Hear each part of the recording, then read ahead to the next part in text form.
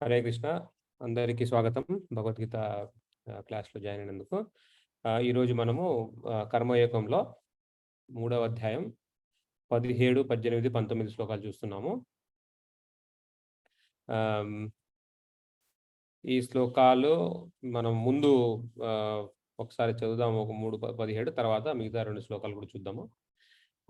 3:17 యస్త్వాత్మరతిరేవ స్యాత్ ఆత్మతృప్తశ్చ మానవా ఆత్మన్యేవ చ సంతుష్టస్ తస్య కార్యం న విద్యతే. యస్వాత్మరతిరేవ స్యాత్ ఆత్మతృప్తశ్చ మానవః ఆత్మన్యేవ చ సంతుష్టస్ తస్య కార్యం న విద్యతే. మూడోసారి నేను చెబుతాను. యస్వాత్మరతిరేవ స్యాద్ ఆత్మతృప్తశ్చ మానవః ఆత్మన్యేవ చ సంతుష్టస్ తస్య కార్యం న విద్యతే. అనువాదము.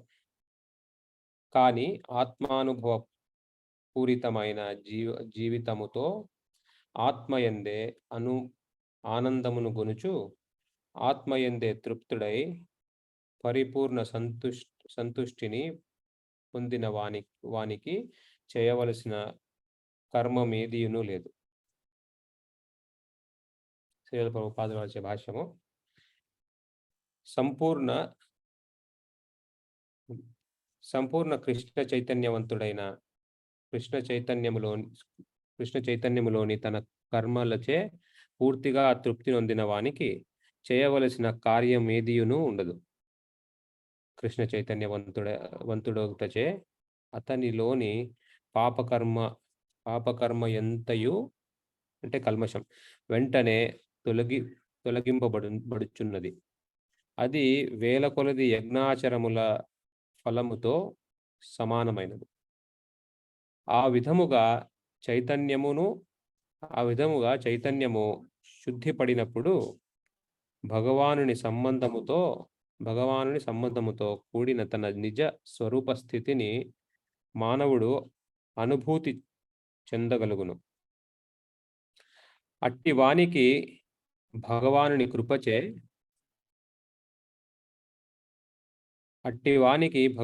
కృపచే అతని విద్యుద్ధర్మ స్వయముగా స్ఫురించును. కనుకనే అతడు వేద నిర్దేశములను అనుసరించవలసిన నిర్బంధము లేదు. అట్టి కృష్ణ చైతన్యవంతుడు ఎట్టి భౌతిక కర్మల యందును ఆసక్తి కలిగి ఉండడు. అంతేకాకుండా అతను మధ్యము స్త్రీ వంటి వ్యసనములతో కూడిన మోహపూరితమైన భౌతిక భోగములందు ఏమాత్రము ఆనందము పొందడు. 3:17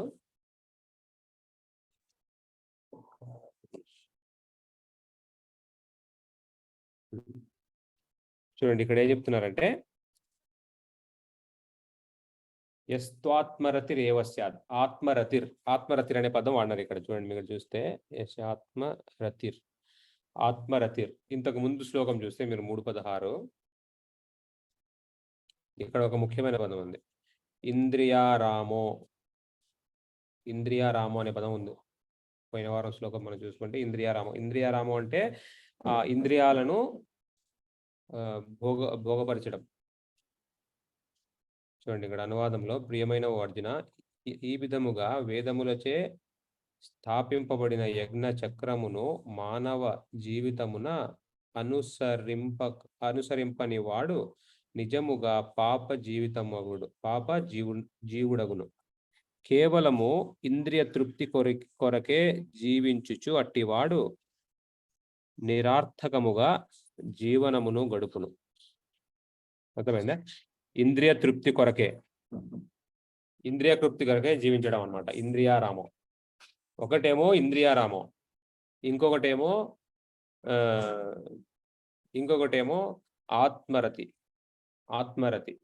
ఆత్మారామ అనే పదం ఉంది. ఆత్మారామ అంటే తన ఆత్మను రమించడం. రామ అంటే ఏంది? రమించడం అన్నమాట. రమంతే ఇది రామ.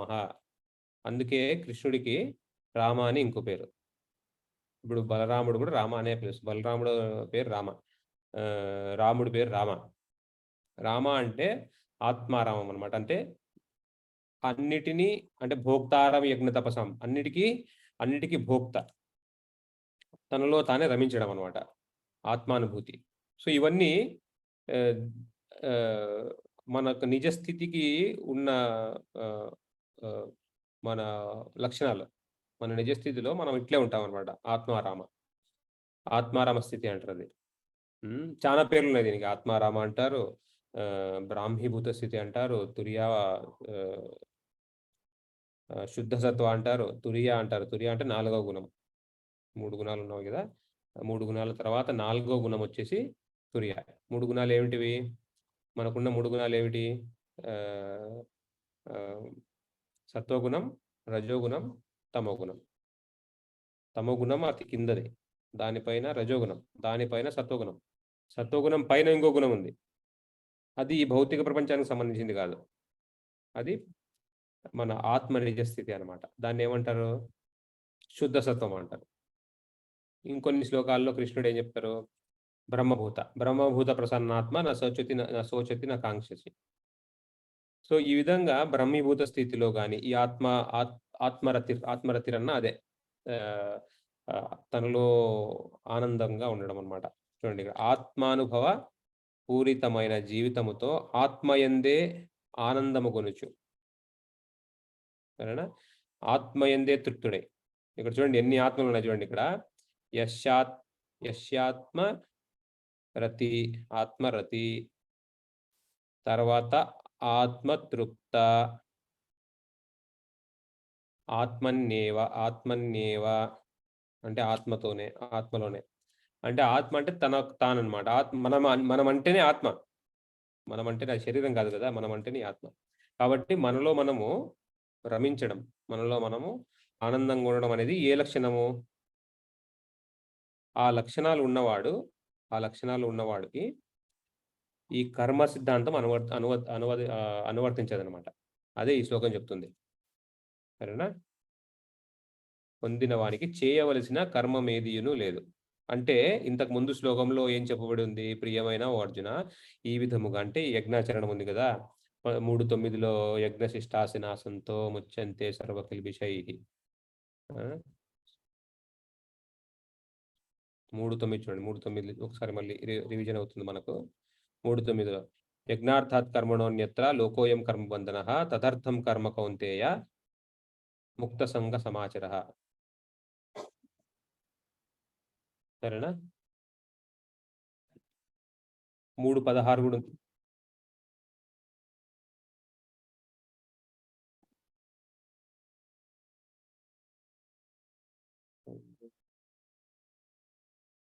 మూడు తొమ్మిది యజ్ఞార్థాత్ కర్మణ్యోన్యత్ర లోకోయం కర్మబంధన తదర్థం కర్మ కౌంతేయ ముక్త సంగ సమాచర.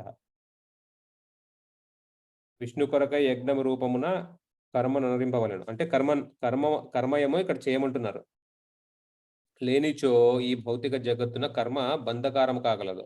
అందుచే ఒక కుంతిపుత్ర, విష్ణువు ప్రీతార్థమై నీ విద్యుత్ ధర్మం నొనరింపుము. ఇక్కడేమో విద్యుత్ ధర్మాన్ని అనుసరించమన్నారు, చేయమన్నారు. సహయజ్ఞ ప్రజా సృష్టో, చూడండి ఇది కూడా, ఇక్కడ కూడా అదే చెప్తున్నారు.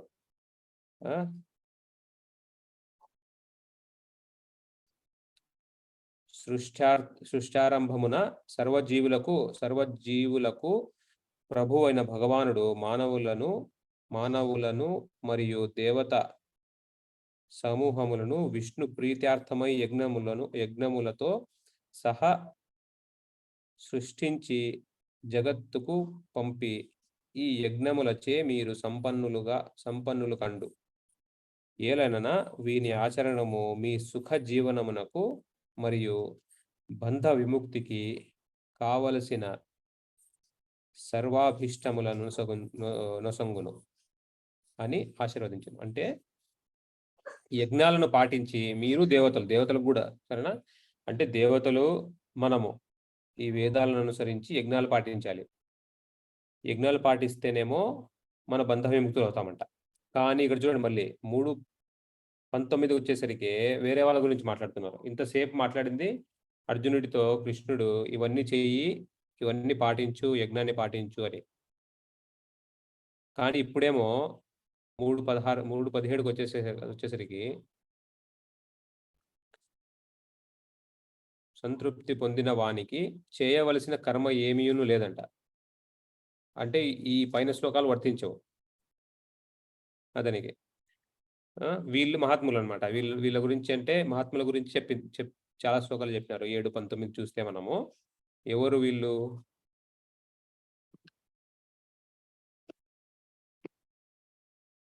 వీళ్ళు చాలా అరుదు అని చెప్పారనమాట ఇక్కడ 7, 19. బహునాం జన్మనామంతే జ్ఞానవాన్ మాం ప్రపద్యతే వాసుదేవ సర్వమితి సమహాత్మ సుదుర్లభ. చూడండి, బహునాం జన్మనాం అంటే, బహునాం అంటే మనకు తెలుగులో చాలా చాలా జన్మనాల తర్వాత జ్ఞానవాన్ మాం ప్రపద్యతే, జ్ఞానం కలిగిన వాడు నాకు శరణం పొందుతాడు. నేనే సర్వం అంటే వాసుదేవం సర్వం అని తెలుసుకున్నవాడు, అలాంటి మహాత్ముడు సుదుర్లభ, చాలా చాలా అరుదు. అది దాని అర్థం. కాబట్టి ఇలాంటి అరుదైన ఆత్మలు, అరుదైన మనుషులు ఉంటారనమాట. మళ్ళీ మనం వచ్చే శ్లోకాల్లో కూడా ఉందది.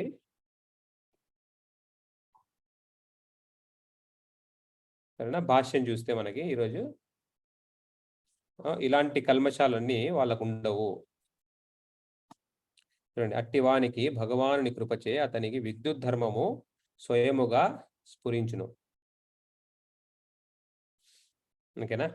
అతని విద్యుత్ ధర్మము స్వయంగా స్ఫురించినంట ఆయనకి. అంటే వాళ్ళు ఏం చేయాలో వాళ్ళకి తెలుస్తుంది. అలాగని వాళ్ళు చేయకుండా ఉండరు. సరేనా? మనం వచ్చే నెక్స్ట్ శ్లోకం చూసి మొత్తం రెండింటిని కలిపి, 2 కనెక్షన్ ఉంటాయి రెండింటికి. ఎవరైనా చదవాలనుకుంటున్నారా? 3:18 సాంస్క్రిట్. నైవ తస్య కృతేనార్థో నాకృతేనేహ కశ్చన నచశ్చ సర్వభూతేషు కశ్చిదర్థ వ్యపాశ్రయః. నైవ తస్య కృతేనార్థో. అలాంటి వాళ్ళకి చూడండి, ఇక్కడ అనువాదం ఎవరైనా చదవాలనుకుంటారండి? హరే కృష్ణ, చదవండి. ఆత్మానుభవమును పొందిన మానవుడు తన విద్యుక్త ధర్మ నిర్వహణము ద్వారా పొందవలసిన ప్రయోజనం ఏదియును ఉండదు. అయినను అట్టి కర్మను నిర్వర్తింపకపోవుటకు కారణము గాని ఇతర జీవులపై ఆధారపడవలసిన అవసరము గాని అతనికి ఉండదు. చూడండి ఏమంటారు? ఆత్మానుభవమును పొందిన మానవుడు తన విద్యుత్ ధర్మము నిర్వహణము ద్వారా పొందవలసిన ప్రయోజనం ఏమీను ఉండదంట. అంటే మనం పొందాలా, అంతే కదా అర్థము. ఆత్మానుభవం లేని వాళ్ళు మనం యజ్ఞాచరణం చేసి దానివల్ల ప్రయోజనం పొందాలి. ఇప్పుడు ఇది ఎలాగంటే ఎలాగుంటుందంటే, ఇప్పుడు చూడండి 2:47 చూద్దాం ఫస్ట్, తర్వాత ఈ టాపిక్ చూద్దాం. 2:47లో మనం ఇంతకుముందు చూసాము. కర్మణ్యేవాధికారస్తే మా ఫలేషు కదాచన మా కర్మఫల హేతుర్భుర్ మాతే సంగోస్వ కర్మణి. విద్యుత్ ధర్మమును నిర్వర్తించుటయందే నీ అధికారము కలదు, కానీ కర్మఫలమునందు కాదు. అంటే మన అధికారం ఏంది? మన ధర్మాన్ని మనం నిర్వర్తించాలి. ఏ ధర్మము ఏది పడితే అది కాదు. విద్యుత్ ధర్మము అది ఎక్కడుంటాయి? వేదాల్లో ఉంటాయి. ఎలా? మన ధర్మం ఏంటని మనగడ తెలుస్తుంది. అర్థమైందా? ఇప్పుడు ధర్మము అంటే ఏంది? మనము ఇప్పుడు ధర్మము అంటే మన నిజస్థితి, మన నిజ స్వభావం. ఉదాహరణ, నీటి ధర్మం ఏంది? లిక్విడ్ అనమాట, అనేది ద్రవం. నిప్పు ధర్మం ఏంది? అది వేడిగా ఉండడం, అదే దాని ధర్మం. నిప్పు చల్లగైంది అనుకోండి, దాన్ని నిప్పు అనరు ఇంకా. ఆ విధంగా ప్రతి ఒక్కదానికి ఒక ధర్మం ఉంటుంది. ఎవరి ధర్మంలో వాళ్ళు ఉండాలి. ఇప్పుడు చూడండి, ఇప్పుడు మన ధర్మంలో మనం ఉండాలంటే మనం కర్మ చేయాలి. మనం ఇంకో శ్లోకంలో ఉంది. 3:14 కాదు, 4:17 అనుకుంటా.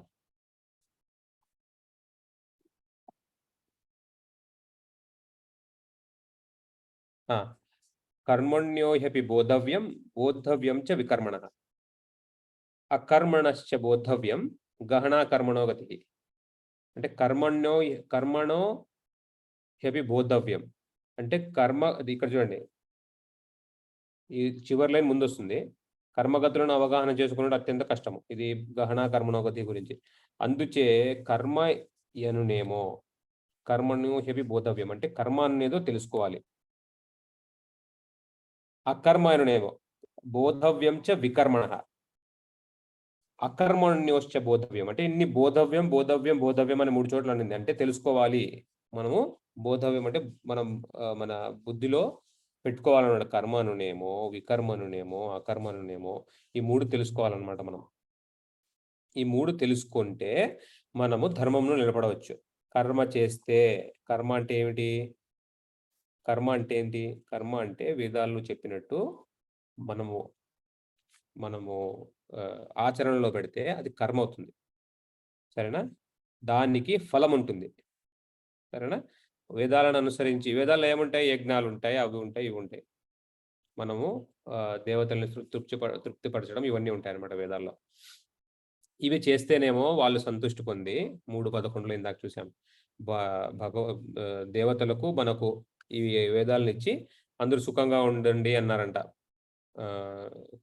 భగవానుడు. అంటే అర్థం ఏంటంటే మనము యజ్ఞము చేస్తే యజ్ఞం నుంచి దేవతలకు మనం అందిస్తాం. వాళ్ళు ఆ యజ్ఞ ఫలాన్ని యజ్ఞ రూపంలో ఆ యజ్ఞాల్లో మన హవిస్సు వాళ్ళు తీసుకొని మనకు మనం అనుకున్నట్టు మన కామ్యసిద్ధి ప్రసాదిస్తారన్నమాట. సరేనా? వాళ్ళు తీసుకోవాలి, వాళ్ళు మళ్ళీ మనకి తిరిగిస్తారు. ఇది బిజినెస్ అన్నమాట, వ్యాపారం లాగా. సరేనా? వ్యాపారం ఇదే సుఖంగా ఉండడానికి. అంటే మనం ఇక్కడ అనుభవించడానికి వచ్చాం కదా, మనం అనుభవించడానికి వచ్చినందుకు ఎలా పడితే అలా ఉండలేము. మనం దీన్ని అనుభవించాలంటే ఇక్కడ ఉన్న నియమాలు పాటిస్తే మనం ఇక్కడికి వచ్చిన కార్యం అయిపోతుంది. మనకి ఇక్కడ వచ్చింది అనుభవించడానికి, ఆనందించడానికి. కాబట్టి ఇది ఈ విధంగా అనుభవించేసి కృష్ణుడు చెప్పినట్టు, వేదాల్లో చెప్పినట్టు చూసి అవన్నీ అనుభవించేసి క్రమంగా పైకెక్కాలన్నమాట. మానవ జన్మ అతి కష్టంగా వస్తుంది. అన్ని జీవరాశులు 8,80,80,00,000 జీవరాశుల తర్వాత మనకు మానవ జన్మ వచ్చింది. ఈ మానవ జన్మ వచ్చిన తర్వాత ఇప్పుడు దేవుడు అంటే ఏంది, మనం అంటే ఏంది, మనకి దేవుడికి ఉన్న సంబంధం ఏంది, అసలు మన నిజస్థితి ఏందని తెలుసుకునే బుద్ధి మనకి ఇప్పుడుంది. ఇప్పుడు ఈ బుద్ధి వాడుకోవాలంటే వేదాల్ని పాటిస్తూ మానవ జీవితం నుంచి పైది అంటే దేవతా రూపమో స్వర్గారోహణో ఏదో ఒక శరీరం వస్తుంది. దానిపైన అట్లా పైకి వెళ్ళి అక్కడి నుంచి వైకుంఠం చేరాలనేది ముఖ్య ఉద్దేశం. సరేనా? ఈ ప్రక్రియలో మనకు కావాల్సింది ఏంటంటే కర్మ అంటే ఏంది, అకర్మ అంటే ఏంది, వికర్మ అంటే ఏంది శుద్ధంగా తెలుసుకోవాలి మనం. తెలుసుకుంటే మనం తప్పులు చేయకుండా ఉంటాం. కర్మలో చేస్తే మనమేమో ధర్మంలో నిలబడవచ్చు. ఇప్పుడు మన ధర్మం ఏంది? మన ధర్మం మనం నిత్య సేవకులం అన్నమాట కృష్ణుడికి. అదే మన ధర్మం. నేను సేవ తప్ప కృష్ణుడికి సేవ చేయను అన్నారనుకోండి వాళ్ళు ఏం చేస్తారు? మాయకు సేవ చేస్తారు. ఏ విధంగా? చూడండి, ఇప్పుడు అందరూ ఏదో విధంగా సేవ చేయాల్సిందే. చివరికి చాలా మంది నాస్తికులు చూస్తుంటాం మనం. కుక్కకు కూడా సేవ చేస్తుంటారు బయట. మనం ఇక్కడ సింగపూర్‌లో చూస్తే మనము కుక్కని తీసుకెళ్తే అది ఎక్కడన్నా టాయిలెట్ కూర్చోయిందనుకోండి, అలాగే వెళ్ళిపోవడానికి లేదు. వాళ్ళ చేత్తో ఎత్తి డస్ట్‌బిన్‌లో వేయాలి. సరేనా? కుక్క సేవ కూడా చేస్తుంటారు ఇక్కడ. కాబట్టి ఈ సేవ అనేది మనం తప్పించుకోలేము. కుక్కకో, మన పిల్లలకో, మన భార్యకో, మన తల్లిదండ్రులకో, ఆఫీస్‌లో మన బాస్‌కో, మన కొలీగ్స్‌కో సేవ చేస్తూనే ఉంటాం. సేవ అనేది మన నిజమైన స్థితి. సేవ చేయకుండా మనం తప్పించుకునే అవకాశం లేదనమాట. కాబట్టి సేవ చేస్తూనే ఉంటాం. ఈ సేవ తప్పించుకోవడం మన వల్ల కాదు. కాబట్టి ఇక్కడ చెప్పినట్టు ఈ సేవ చేస్తూ మన సేవ చేస్తూ క్రమంగా మనము ఈ మన జీవరాశుల్లో పైకి వెళ్తూ ఉండాలి. ఇప్పుడు ఈ మానవ జీవితం వచ్చేసరికి ఇక్కడ మనకు ఒక రూల్స్ ఉంటాయన్నమాట. ఈ వేదాల్లో ఉన్న చెప్పినట్టు. కాబట్టి అవన్నీ పాటిస్తూ మనము ఆత్మానుభూతిని పొందాలి. అదే అదే మన గమ్యం. సరేనా? ఇప్పుడు భాష్యం చూస్తే ఇక్కడ ఆత్మానుభవమును పొందిన మానవునికి కృష్ణ చైతన్యములో కూడిన కార్యములు తప్ప అన్యమైన ఇతర విద్యుత్ ధర్మ నిర్వహణమేదియును అవసరము లేదు. రాబో శ్లోకములలో వివరించబడినట్లు కృష్ణ చైతన్యము అనగా కర్మరాహిత్యము కూడా కాదు. కృష్ణ చైతన్యవంతుడు ఏ మానవునికి గాని దేవతను గాని ఆశ్రయింపడు. కృష్ణ చైతన్యమునందు నెలకొని అతడు ఏది చేసినను అది అతని విధి నిర్వహణకు సరిపోవు. చూడండి, ఇది చాలా డైరెక్ట్‌గా ఇచ్చేశారు అర్థం దీనికి. ఆత్మానుభూతి పొందినవాడు తర్వాత ఇంకేం చేయాల్సిన అవసరం లేదు. మనం అట్లాంటి వాళ్ళు చేయాలి. ఇప్పుడు ఉదాహరణలు చాలా ఉన్నాయి. జడభారత్ ఉన్నాడు. జడభారత్ మీకు తెలిసే ఉంటుంది. జడభారత్ స్టోరీ ఏంటంటే, భరతుడు మీరు ఈ మన భారతదేశం మనం ఇండిపెండెన్స్ డే స్వాతంత్ర దినోత్సవం చేసుకున్నాంగా. స్వాతంత్ర దినోత్సవం చేసుకున్నాం కదా భారతదేశం. నిజానికి దేవతలందరూ ఈ భూమండలాన్ని భారతవర్ష అంటారు. ఎక్కడి నుంచి వచ్చింది? భరత్ మహారాజు నుంచి వచ్చిన పేరు ఇది. ఈ భరత్ మహారాజు సూర్యవంశం నాడి రాముడు వచ్చిన వంశమే. ఈ భరత్ మహారాజు వచ్చి భరతవర్ష అని పిలిచే ముందు ఇక్కడ ఈ భూమండలాన్ని ఏమని పిలిచేవారంటే ఇలావతి వర్షం అనేవాళ్ళు. ఇలావతి వర్ష. తర్వాత అతను ఎంత గొప్పవాడో, చాలా గొప్పవాడు కాబట్టి ఆయన పాలించిన తర్వాత దీన్ని భరతవర్ష అంటారు. ఇప్పుడు మనము చాలా ఊర్లలో కొంతమంది పేర్లు పెట్టేస్తారు. ఇంటి పేర్లు ఉంటాయి కొంతమందివి. అలాగే దేవతలంతా ఈ భూమండలాన్ని భరతవర్ష అంటారు. అది జడభారత్. అంటే ఈ భరతుడు ఏం చేశారంటే 24 ఏళ్ళప్పుడే అతను అతని రాజ్యాన్ని త్యజించాడు అనమాట. వదిలేసి అడవులకు వెళ్ళిపోయారు భక్తి యోగ కోసం. 24 సంవత్సరాల్లో ప్రపంచానికి రాజు ఆయన. సరేనా? ఆ టైంలో 24 సంవత్సరాలప్పుడు వెళ్ళిపోయినారు అనమాట. వెళ్ళిపోతే ఆయనకి ఏమైందంటే అప్పుడు ఒక జింక మీద దయ కలిగింది అనమాట. జింక పిల్ల మీద. ఒక జింక పారిపోతూ ఆ పులి నుంచి తప్పించుకుంటూ పారిపోతూ అక్కడ కనేస్తుంది అనమాట ఆ పిల్లని. ఆ పిల్లేమో నీళ్ళలో పడుతుంది. ఆయన తీసుకుంటాడు. ఇంకా దాని మీద అనుకోకుండా ఆయనకి మోహం కలుగుతుంది. దాని మీద ప్రేమ కలుగుతుంది అనమాట. ఆయన వచ్చిన పని కొద్దిగా మర్చిపోవడం జరుగుతుంది అక్కడ. ఆయన వచ్చిన పని ఏంది? కృష్ణుడికి సేవ చేద్దామని, భక్తి యోగాలో ఉందామని, ధ్యానం చేద్దామని అడవులకు వస్తాడనమాట రాజ్యాన్ని వదిలేసి.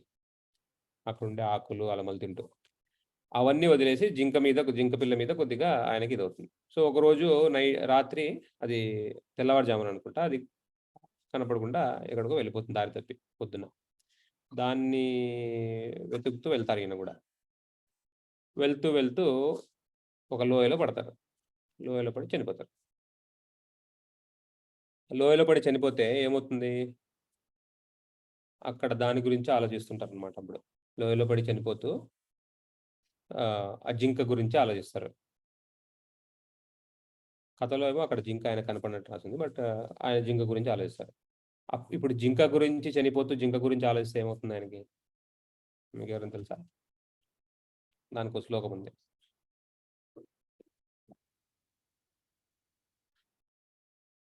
యం వాపి స్మరన్ భావం త్యజంతంతే కలేవరం తమే వైతి కౌంతేయ సదా తద్భావ భావితః. ఓ కౌంతేయ, దేహమును త్యజించినప్పుడు మానవుడు ఏ భావమును స్మరించునో అదే భావమును అతడు నిశ్చయముగా పొందును. ఇంకో మాటలు చెప్పాలంటే, మనం దేని గురించి ఆలోచిస్తామో అదే శరీరాన్ని మనం పొందుతాం. ఇప్పుడు చనిపోయే ముందు ఆయన ఇలా ఈ విధంగా జింక గురించి ఆలోచించడం వల్ల ఆయనకి ఏమైందంటే జింక శరీరం వచ్చేసింది. జింక శరీరం వచ్చింది. జింక శరీరం వస్తే ఈయన గొప్ప భక్తుడు కదా! అదృష్టవంతుడు. గొప్ప భక్తుడు, అదృష్టవంతుడు. నిజానికి మనము గర్భంలో ఉన్నంత వరకు మనకు గత జన్మం గుర్తుంటుందంట. భాగవతంలో ఉంది. అతను అదృష్టవంతుడైతే చాలా కొంతమందికి 100 జన్మలు గుర్తుంటుందంట. మనము కడుపులో ఉన్నప్పుడు. మొదటి 3 నెలలు ఏముండదు. అంధకారము. అందుకే జన్మ, మృత్యు, జరా, వ్యాధి 4 దుఃఖ దోషాను దర్శనం. అంటే దుఃఖకరమైన, అతి దుఃఖకరమైన విషయాలు 4 ఉంటాయి ఈ భౌతిక ప్రపంచంలో. జన్మ, మృత్యు, జరా, వ్యాధి. అందులో జన్మ బాధాకరమైనది. సో ఈ అంధకారంలో 3 నెలలు గడపడము, తర్వాత పెరుగుతూ ఉండడము, గర్భంలో ఇబ్బంది పడడం 9 నెలలు జరుగుతుంది. అక్కడ చాలా మందికి గత జన్మ గుర్తుంటుంది. ఈయన భక్తుడు కాబట్టి భగవానుడు ఈయన మీద కరుణ చూపించాడు కాబట్టి ఈయనకు పుట్టిన తర్వాత కూడా గుర్తుందనమాట. ఏమవుతుందంటే మామూలుగా ఇంగ్లీష్లో ట్రామా అంటారనమాట. ట్రామా అంటే యాక్సిడెంట్ జరిగిన తర్వాత షాక్కి గురవడం అనమాట. ఇప్పుడు మామూలుగా యాక్సిడెంట్ జరిగినప్పుడు చాలా మందికి మనం చూస్తుంటాము, వాళ్ళకు యాక్సిడెంట్ ఎలా జరిగిందో గుర్తుండదు. అదే ట్రామా అంటారు దాన్ని. యాక్సిడెంట్ జరిగిన తర్వాత అది దేవుడిచ్చిన వరం అనుకుంటా. దానికి సంబంధించిన జ్ఞాపకాలను దేవుడు తీసేస్తాడు. బైక్ మీద నుంచి కింద పడినోడికి సీరియస్ డ్యామేజ్ అయిందనుకో, సీరియస్ యాక్సిడెంట్ అయిన వాళ్ళకి ఆ బైక్ యాక్సిడెంట్ ఎలా జరిగిందో కొద్ది కాలం ఆ ఒక రోజు లేకపోతే ఆ సగం రోజు గుర్తుండదు. షాక్ తర్వాత. ఆ విధంగా మనం పుట్టినప్పుడు కూడా పెద్ద బాధాకరమైన విషయం అది. పుట్టిన తర్వాత మనకు ఊపిరందదు. అది చాలా ట్రామా, యాక్సిడెంట్ లాగా అనమాట అది. అలా జరిగినప్పుడు మనం మర్చిపోతాం. అప్పుడు దాకా గుర్తుండే విషయం మర్చిపోతాం. అంత భయానకంగా ఉంటుందన్నమాట జన్మ. అందుకే మర్చిపోవడం.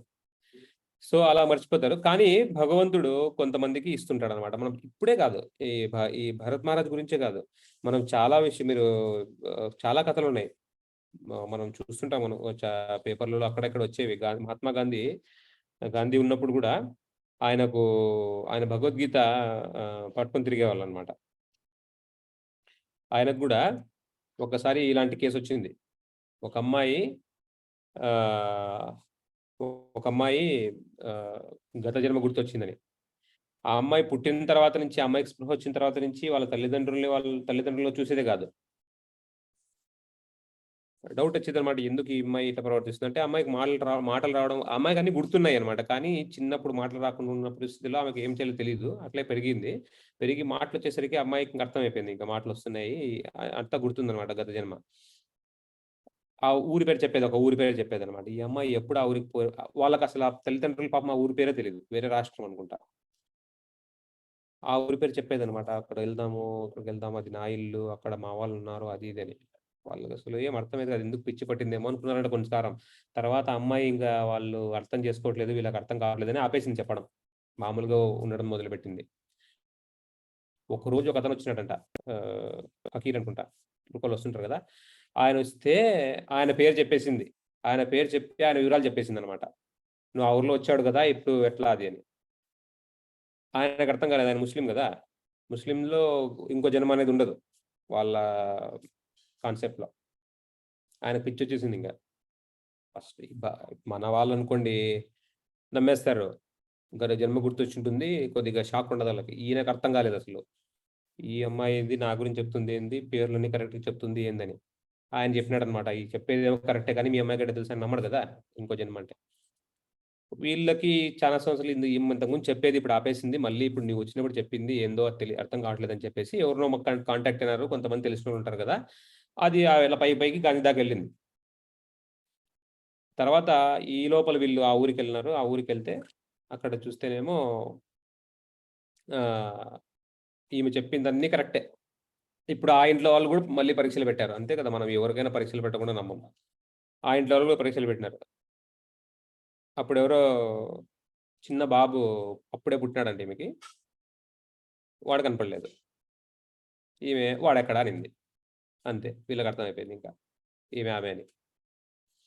ఆ విధంగా వాళ్ళకి ఈ విధంగా ఇంకో జన్మ ఉన్నాయనే కథలు చాలా ఉన్నాయి. మనం చూడాలంతే. ఇవన్నీ మనం ఈ మన మన మన సనాతన ధర్మంలో అత్యంత ముఖ్యమైన విషయం ఏంటంటే కర్మ, పునర్జన్మ. కర్మ సిద్ధాంతాన్ని, మన పునర్జన్మని మనం నమ్మి, మనం జీర్ణించుకోలేదనుకోండి, సనాతన ధర్మంలో నిలబడలేం. ఈ వేదాలు ఇవన్నీ మనకు ఎక్కవు. భగవద్గీత మీకు ఎక్కదు. సరేనా? ఇది అత్యంత ముఖ్యమైనదనమాట. కాబట్టి భరత్ మహారాజు ఇంకో జన్మ వచ్చింది, జింకలాగా పుట్టారు. ఇప్పుడు జింకలాగా పుట్టినప్పుడు ఆయనకి పూర్వజన్మ అంతా గుర్తుంది. అర్రే! ఎంత పని జరిగింది. నేను ఏం చేసేవాడిని, ఏం చేశాను. ఇప్పుడు చూడు నా పరిస్థితి ఎట్లా అని చెప్పేసి అది వేరే జింకలతో సంబంధం లేకుండా ఎండాకులు తినేదనమాట. ఎండాకులు తినేవాడాయన. జింక శరీరంలో ఉన్నప్పుడు. ఎండాకులు తిని సన్నగైపోయి చివరికి శరీరం వదిలేస్తాడు. ఈసారి గుర్తుందిగా. ఈసారి గుర్తుంది. నిజానికి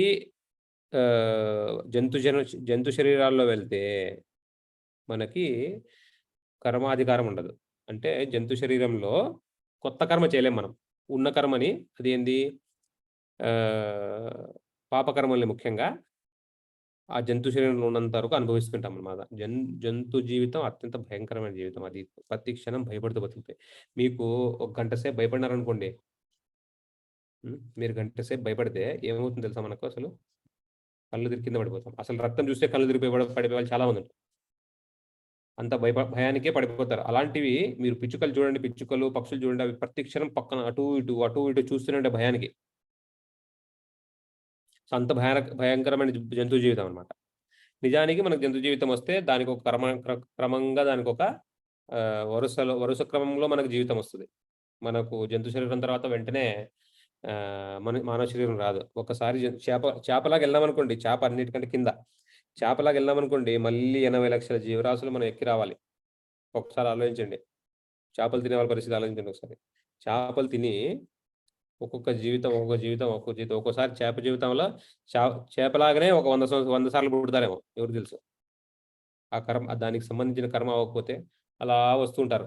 ఆ విధంగా వస్తాం. కానీ ఇక్కడ భరత్ మహారాజు వచ్చేసి భగవంతుడు గొప్ప భక్తుడు కాబట్టి, ఆయనకు గుర్తుంది కాబట్టి ఆయన ఇవి చేయగలిగారు అనమాట. ఆయన ఏం చేశాడు? భగవంతుని స్మరిస్తూ జింక శరీరాన్ని వదిలేశాడు. అప్పుడు కృష్ణుడు ఆయనకి మళ్ళీ మానవ జీవితం ఇస్తాడనమాట. ఇప్పుడు మానవ జీవితాన్ని ఈసారి ఇంక నేను వ్యర్థం చేసుకోను అని దృఢ నిశ్చయంతో ఉంటాడు భరత్ మహారాజు. ఆయన ఏం చేస్తాడంటే ఒక మూర్ఖుల్లాగా ప్రవర్తిస్తాడు. సరేనా? ఏమీ తెలియని వాడిలాగా అసలు వాళ్ళ నాన్న ఏం చెప్పినా ఇప్పుడు ఇది ఇక్కడ తీసుకురా అంటే వేరే తీసుకొస్తాడు. ఇది ఇలా కట్టంటే అలా పడేస్తాడు. అంత ఆపోజిట్ అనమాట. వ్యతిరేకంగా చేస్తాడనమాట. వాళ్ళ నాన్నకు భయంకరంగా కోపం వస్తుంది. అంతా తెలుసు భరత్ మహారాజ్‌కి అప్పుడే. ఎందుకంటే పూర్వజన్మలో జ్ఞానం అంతా అలాగే ఉంటుంది కదా! సో, ఈ జ్ఞానం అంతా తెలుసు. కానీ ఆయన బయటపడ్డాడు. బయటపడితే ఏమవుతుంది? అప్పుడు మంచి బ్రాహ్మణ కుటుంబంలోనే పుడతాడనమాట. బయటపడితే ఏమవుతుంది? మళ్ళీ పెళ్లి చేస్తారు. మళ్ళీ పిల్లలు పుడతారు. మళ్ళీ ఇవన్నీ బంధాలుంటాయి. కాబట్టి ఈసారి బయటపడ్డాడు. అలా మూర్ఖుడుగా ప్రవర్తిస్తాడనమాట. కాబట్టి ఈ విషయం ఇక్కడ గమనించాల్సింది ఏంటంటే, ఆత్మానుభవం పొందినవాడు చూడండి ఇక్కడ ఈ శ్లోకంలో ఆత్మానుభవం పొందిన మానవుడు తన విద్యుత్ ధర్మము నిర్వహించడం ద్వారా పొందవలసిన ప్రయోజనం ఉండదు. అయినను అట్టి కర్మ నిర్వహింపకపోవుట కారణము గాని ఇతర జీవులపై ఆధారపడవలసిన అవసరం గాని ఉండదు. ఇదే భరత్ మహారాజ్ చేసింది. ఎవరి మీద ఆధారపడలేదు. ఎందుకంటే కృష్ణుడి మీద ఆధారపడ్డాడు ఆయన. ఆత్మానుభవమును పొందిన మానవునికి కృష్ణ చైతన్యంతో కూడిన కార్యములను తప్ప అన్యమైన ఇతర విద్యుత్ ధర్మం నిర్వహణ మీదియును అవసరం లేదు. ఈ విధంగా ఏం అవసరం లేదనమాట. కాబట్టి ఉదాహరణ భరత్ మహారాజు. ఆయన ఏం చేయకుండా ఉంటాడనమాట. ఈ విధంగా ఆయన ఏమి చేయకుండా మూర్ఖుడుగా ఉంటాడు. తర్వాత ఒకసారి రాజుకి ఒకసారి ఎదురవుతాడనమాట. అప్పుడు రాజుకి సాయం చేస్తాడు. రాజు ఏమో కొద్దిగా గట్టిగా మాట్లాడుతూ తిడతాడనమాట ఈయన్ని. ఎందుకు ఇలా చేస్తున్నావు? నీకేం బుద్ధి లేదా? అని. తర్వాత ఈయన మళ్ళీ అప్పుడు క్లాస్ పీకుతాడు ఆయనకి. అప్పుడు ఆయన జ్ఞానాన్ని బయటపెడతారనమాట. అప్పుడు రాజుకి అర్థమవుతుంది ఈయన మహానుభావుడని. సరే, మొత్తానికి ఆ శరీరం అలా వదిలేస్తాడు ఆయన. ఆ విధంగా ఆయన దేనికి బద్ధుడు కాడు. కాబట్టి ఈ విధంగా మనకి భరత్ మహారాజ్ విషయంలో. మరి ఇంకొక ఉదాహరణ సుఖదేవ్ గోస్వామి. సుఖదేవ్ గోస్వామి చూస్తే, సుఖదేవ్ గోస్వామి వచ్చేసి సాక్షాత్తు వ్యాసుడి కొడుకు. వ్యాస మహర్షి ఎవరు? కృష్ణ ద్వైపాయన వ్యాసుడు. అంటే కృష్ణుని అవతారం ఆయన. కృష్ణునికి శాస్త్రాలు ఇప్పుడు చూడండి. ముందు యజుర్వేద ఉండింది. యజుర్వేద ఒక్కటే ఉండింది. ఇది కష్టము చదవడం అని చెప్పేసి దాన్ని 4 భాగాలుగా విభజించారనమాట. చేసింది ఎవరు? వ్యాసుడు. 18 పురాణాలు, మహాభారతము, ఇతిహాసాలు ఇవన్నీ రచించింది ఆయనే. ఇప్పుడు ఉన్న వాటిలో ఈ ఇతిహాసాలు రచించడానికి కారణం ఏంటి? ఈ కలియుగంలో మనందరికి మందబుద్ధి కాబట్టి, వేదాలు ఎక్కువ కాబట్టి, ద్విజబంధు స్త్రీ శూద్ర ద్విజబంధు. స్త్రీ శూద్ర ద్విజబంధు. ద్విజ అంటే బ్రాహ్మణుడు, రెండోసారి పుట్టినవాడు అనమాట. 2 జన్మలు తీసుకున్నవాడు. అంటే ఒకసారేమో తల్లిదండ్రుల జన్మ తీసుకున్నవాడు, ఇంకోసారి దీక్ష తీసుకున్నప్పుడు జన్మ గురువు దగ్గర. ద్విజబంధు అంటే ఎవరు? బ్రాహ్మణుడి బంధువు. కొడుకు అనుకోండి. ఇప్పుడు కొడుకు బ్రాహ్మణుడు కాడు. ఇప్పుడు లాయర్ కొడుకు లాయర్ ఎలా కాడో, జడ్జి కొడుకు జడ్జి ఎలా కాడో, పుట్టుకతో జడ్జి కాడుగా, అతను కూడా చదివి పాస్ అయ్యి అర్హత పొందిన తర్వాతే జడ్జి అవుతాడు. ఆ విధంగా బ్రాహ్మణ పుత్రుడు కూడా బ్రాహ్మణుడు కాదు. ఈ కాలంలో ఇప్పుడు అలాగైపోయింది పరిస్థితి. మనం జనాలు ఒప్పుకోవచ్చు వాళ్ళని బ్రాహ్మణులుగా, కానీ శాస్త్రం ఒప్పుకోదన్నమాట. వాళ్ళైనా బ్రాహ్మణ పుత్రుడైనా ద్విజబంధు అని అంటారు. అతను కూడా అర్హత పొందిన తర్వాత బ్రాహ్మణుడు అవుతాడు. సరేనా? ఈ విధంగా ఈ ముగ్గురు ఈ 3 కోవకు చెందిన వాళ్ళు. శూద్ర, ద్విజబంధు, శూద్ర. శూద్రులు అంటే ఎవరు? పని చేసేవాళ్ళు, జీతాలకు పని చేసేవాళ్ళు అనమాట, మనలాంటి వాళ్ళు. తర్వాత స్త్రీ, ఆడవాళ్ళు. ఈ ముగ్గురు కోసము ఇప్పుడు కలియుగంలో కలవ శూద్ర సంభవం. అంటే కలియుగంలో 99% శూద్రులే. కాబట్టి కలియుగంలో సపరేట్గా మనం మాట్లాడుకోవాల్సిన అవసరం లేదు. ఖచ్చితంగా ఈ వేదాలు అర్థం కావు మనకు. కాబట్టి మనలాంటి వాళ్ళ కోసం ఏం చేశారంటే పురాణాలు, స్టోరీస్ అనమాట, మహాభారతం లాంటి ఇతిహాసాలు రచించారనమాట. దీంట్లోనే ఇది చదివితే పంచమవేదం కింద చెప్తారు మహాభారతాన్ని. మహాభారతంలో భాగమే భగవద్గీత. కాబట్టి ఈ విధంగా రాసిన కృష్ణద్వైపాయన వ్యాస కుమారుడు సుఖదేవ గోస్వామి. ఇప్పుడు సుఖదేవ గోస్వామి కూడా ఆత్మానుభవాన్ని పొందిన ఆయన. ఏం చేస్తాడు ఆయన? 16 సంవత్సరాలు గర్భంలో ఉంటాడు. రాను బయటికి నేను అంటాడు. నేను బయటికి రాను, వస్తే నేను మళ్ళీ ఈ భౌతిక ప్రపంచంలో ఇరుక్కుంటాను, నేను రాను. వ్యాసుడు, నువ్వు ఇరుక్కోనాయన, నువ్వు రా, నేను హామీ ఇస్తున్నాను అంటాడు. నమ్మడు. ఈ మాటలు నేను ఎందుకు నమ్ముతాను అంటాడు. సరే ఇలా కాదని చెప్పేసి కృష్ణుడి దగ్గరికి తీసుకెళ్తారు అనమాట. అప్పుడు కృష్ణుడు ఆ మాట ఇస్తాడు అనమాట. నువ్వు బయటకు వచ్చిన తర్వాత కూడా ఈ భౌతిక ప్రపంచంతో ఏ సంబంధం లేకుండా ఉంటావు, దీనికి బంధుడు కావు, నేను ఏది బంధించదు, నువ్వు వచ్చే బయటకు. అప్పుడు ఆయన బయటకు వస్తాడు. బయటకు వచ్చిగానే కొద్ది కాలంలోనే ఆయన పెరిగిపోతాడు అనమాట. 16 సంవత్సరాలు అంత వయసు వచ్చేస్తుంది ఆయనకి. మనం 16 సంవత్సరాలు అవ్వాలంటే 16 సంవత్సరాలు ఉండాలి. అప్పుడే మనకు 16 సంవత్సరాలు వస్తుంది. ఆయన అలా కాదు. 16 సంవత్సరాలు గర్భంలో ఉన్నాడు కదా. సో ఆయనకు పుట్టంగానే 16 సంవత్సరాలు కొన్ని రోజుల్లోనే పెరిగిపోతాడు అనమాట. ఆయన ఏం బట్టలు వేసుకోకుండానే వెళ్ళిపోతుంటాడు దారిలో బట్టలు వేసుకుంటూ వెళ్ళిపోతున్నాడు. అక్కడ నది ఒడ్డున ఆడవాళ్ళు స్నానం చేస్తుంటారు అనమాట. ఆయన్ని చూసి, ఆయన ఫేస్ చూసి, ఆయన శరీరం చూసి ఆయన ఎంత అమాయకంగా ఉంటాడంటే వాళ్ళకి అర్థమవుతుంది. వాళ్ళు కప్పుకోరు కూడా ఆయన వచ్చినప్పుడు. అదే వెనకాల వాళ్ళ నాన్న వస్తాడు ఆయన్ని వెతుక్కుంటూ, వ్యాసుడు. అప్పుడు వీళ్ళు బట్టలు కప్పేసుకుంటారు. ఎందుకంటే ఆయన గృహస్థ కాబట్టి.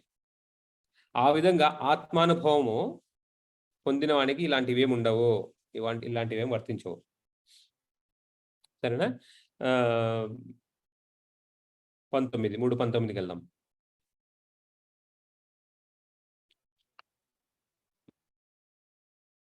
ఎవరైనా చదవాలనుకుంటున్నారండి? 3:19.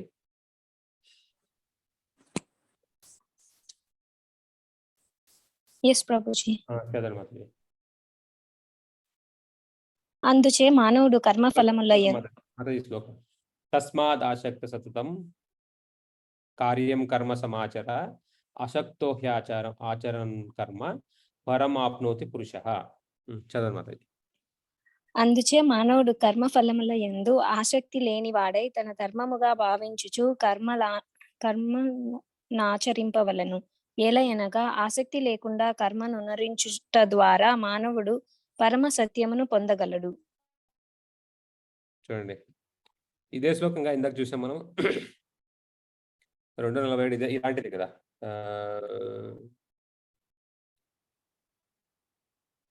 విద్యుత్ ధర్మమును నిర్వర్తించుటందే నీ అధికారం కలదు, కానీ ఫలితము నందు కాదు.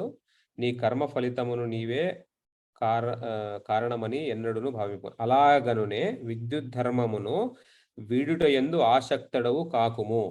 అంటే విద్యుత్ ధర్మం, ఇప్పుడు నాకు డబ్బులేమి రావు, నేను ఉద్యోగం ఎందుకు చేయాలా అన్నట్టు అనకూడదు. ఈ విషయంలో విద్యుత్ ధర్మంలో ఆ విధంగా అనకూడదు. మనకు కర్మఫలమునందు ఆసక్తి ఉండకూడదు, కానీ కర్మను అనుసరించాలి. అందుచే మానవుడు కర్మఫలమును యందు ఆసక్తి లేనివాడై, ఆసక్తి ఉండకూడదు, తన ధర్మముగా భావించుచు కర్మలను నాచరించవలెను. కర్మలను మనము ఫలితాన్ని ఆశించకుండా చేయాలి. ఏలనగా ఆసక్తి లేకుండా కర్మను అనుసరించడం ద్వారా మానవుడు పరమ సత్యమును పొందగలడు. ఇదొకటే మార్గం.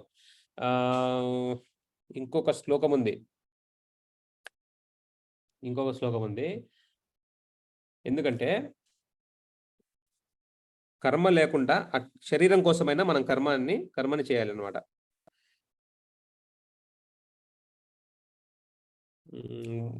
మీకు గుర్తులేవు, బాడీ అండ్ సోల్ టుగెదర్ అని ఉంది.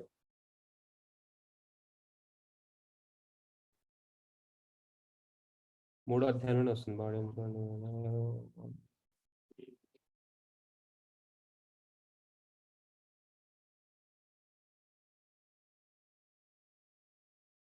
తర్వాత చూద్దాము.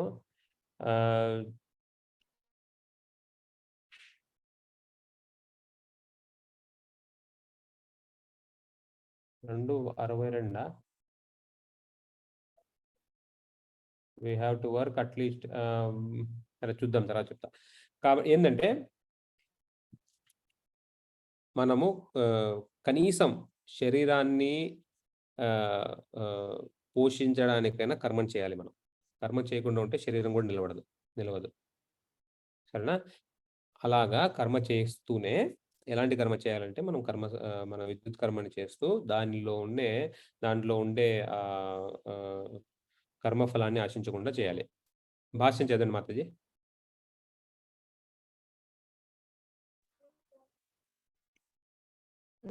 అందుచే మానవుడు కర్మఫలముల యందు ఆసక్తి లేనివాడై తన ధర్మం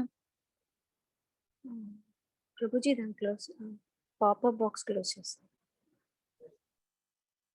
పాపప్ బాక్స్ ఏం లేదు కదా మాతాజీ, ఇదా పక్కందే. తన ధర్మముగా భావించుచు కర్మల నాచరింపవలను. ఏలయనగా ఆసక్తి లేకుండా కర్మను ఓకే భాష్యం.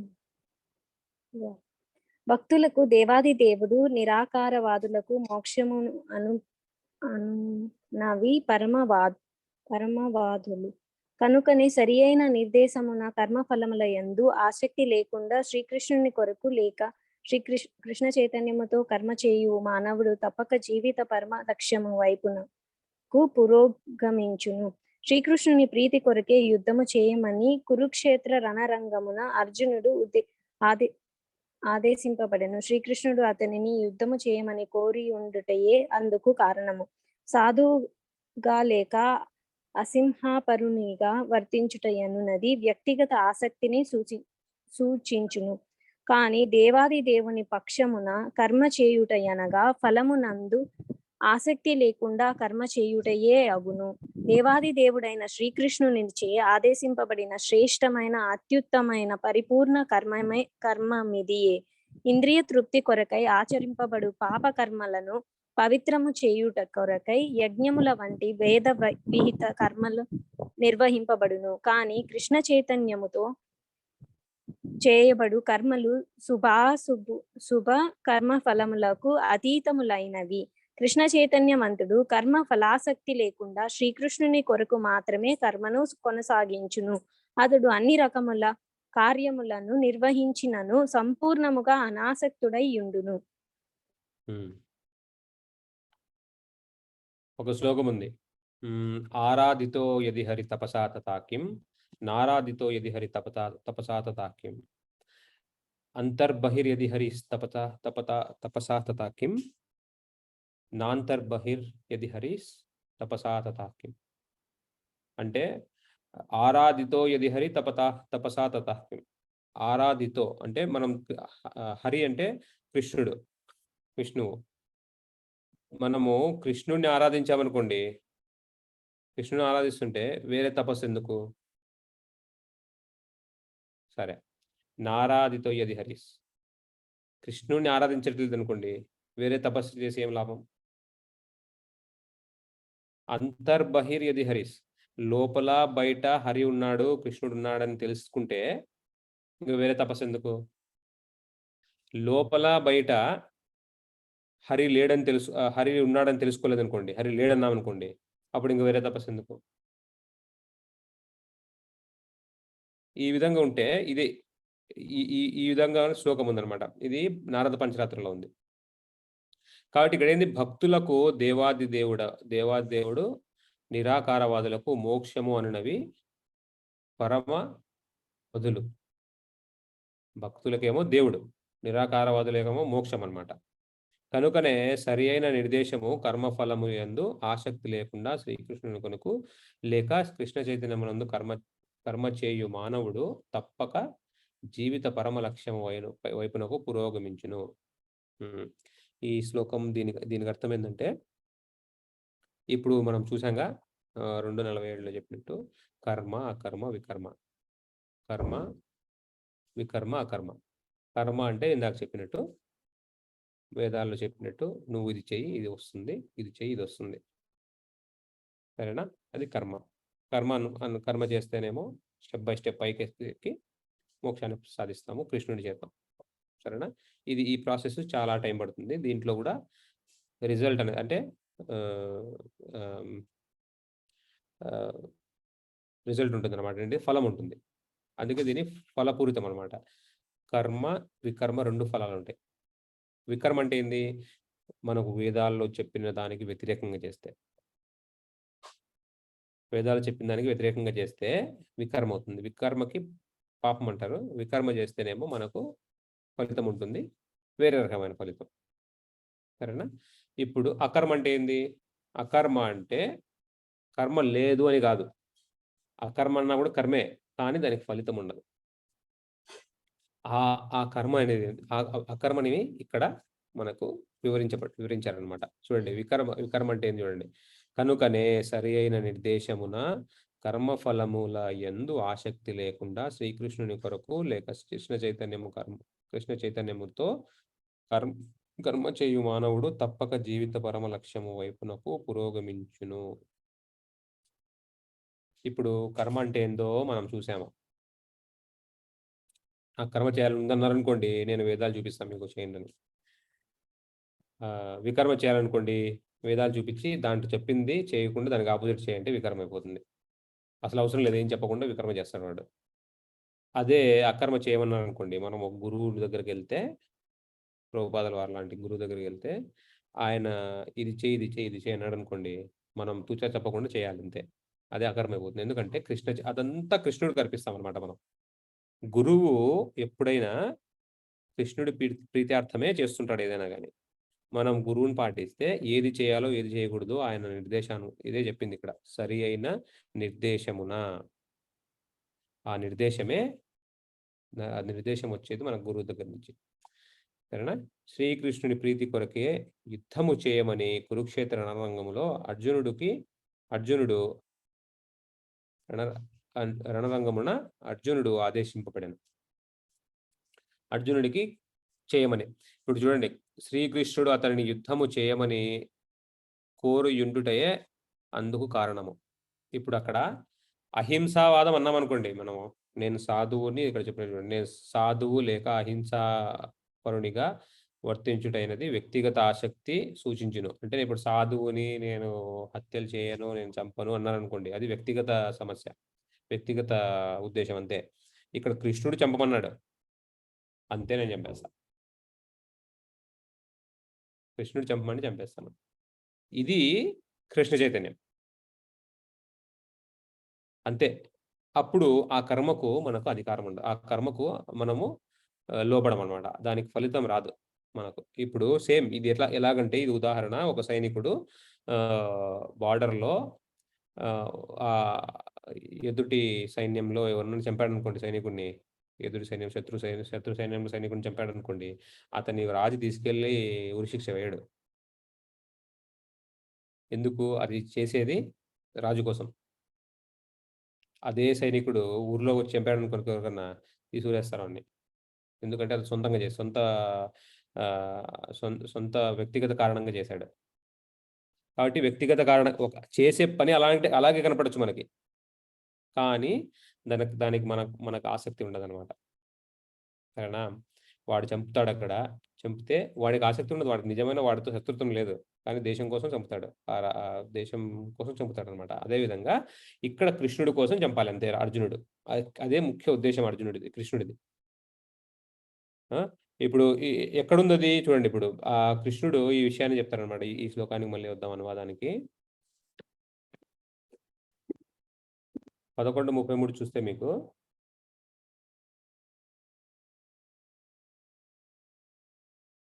ఇక్కడ చూడండి, నిమిత్త మాత్రం భవసవ్యసాచిన్. ఎవరైనా చదువుతారండి ఇది? ప్రభుజీ. శ్లోకం చదువుతారా ప్రభుజీ? ఒక నిమిషం.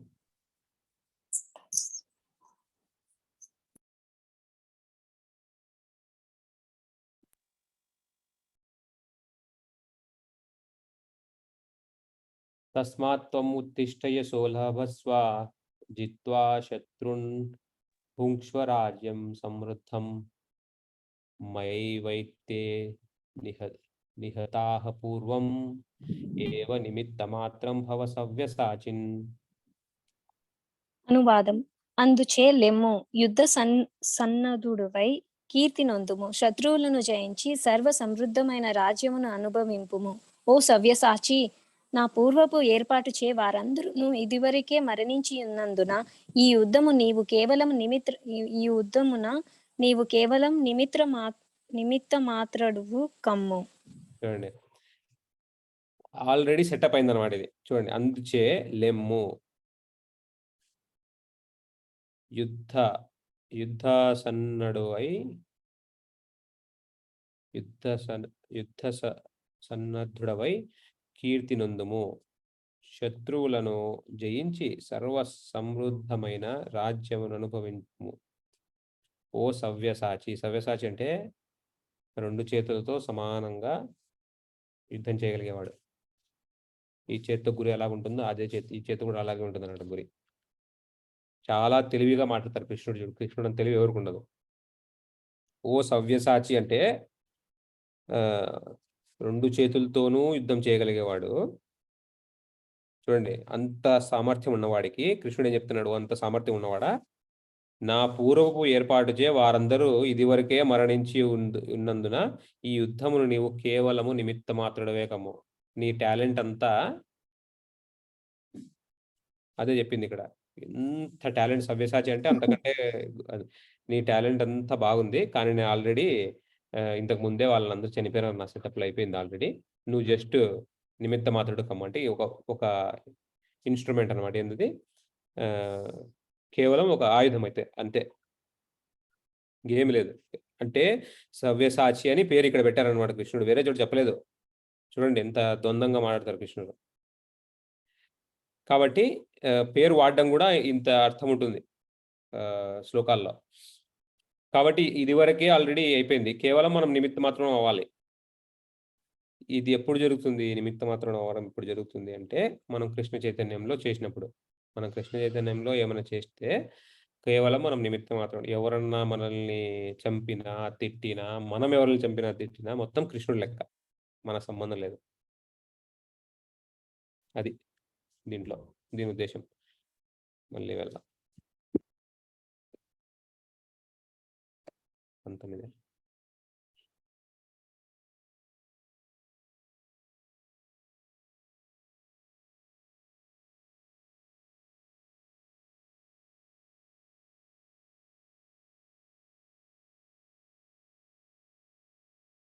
ఆ!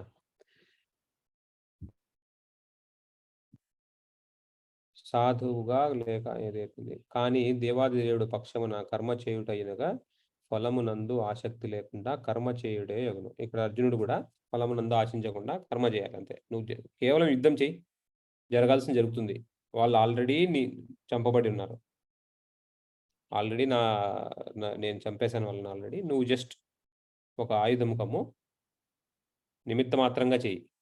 చెయ్యాలి కాబట్టి నేను చెప్తున్నాను కాబట్టి చెయ్యి. వాళ్ళు చనిపోతారు. నువ్వు గెలుస్తావు. దేవాది దేవుడైన శ్రీకృష్ణునిచే ఆదేశింపబడిన శ్రేష్టమైన, అత్యుత్తమమైన, పరిపూర్ణ కర్మం ఇదియే. చూసారా? ఇదే పరిపూర్ణ కర్మం అంటే ఇదే. ఇంకంతకంటే ఏమి చేయాల్సిన అవసరం లేదు. ఇంద్రియ తృప్తి కొరకై ఆచరింపబడు పాపకర్మలను పవిత్రము చేయుట కొరకై యజ్ఞముల వంటి వేద విహిత కర్మలు నిర్వహింపబడును. ఇంద్రియ తృప్తి కొరకు మనం ఏదైనా చేసామనుకోండి, బాగా డబ్బులు సంపాదిస్తాము. చేయరాని పనులు చేసి ఇప్పుడు దాన్ని పవిత్రం చేయాలిగా, ప్యూరిఫికేషన్ చేయాలిగా. అందుకోసం యజ్ఞాలు సృష్టించారనమాట. సృష్టిస్తే ఏమవుతుందంటే కొద్దిగా కొద్దిగా తగ్గడము. అంత పాపం ఎక్కువ ఉండడం, అంత పాపంతో సంపాదించిన డబ్బులు యజ్ఞాలకు పెడితే కొంత పవిత్రం అవుతుంది. అదే ముఖ్య ఉద్దేశం మన యజ్ఞాల గురించి. కానీ కృష్ణ చైతన్యంతో చేయబడు కర్మలు శుభాశుభ కర్మ ఫలములకు అతీతమైనవి. ఎందుకంటే అకర్మ కదా! నేను చెప్పాగా ఇందాక. శుభ కర్మఫలం దేంట్లో నుంచి వస్తుంది? కర్మ నుంచి వస్తుంది. అశుభ ఫలితం ఎక్కడి నుంచి వస్తుంది? వికర్మ నుంచి వస్తుంది. కానీ కృష్ణునికి సంబంధించిన కర్మము అకర్మ అవుతుంది. అంటే దానికి ఫలితం ఏముండదు.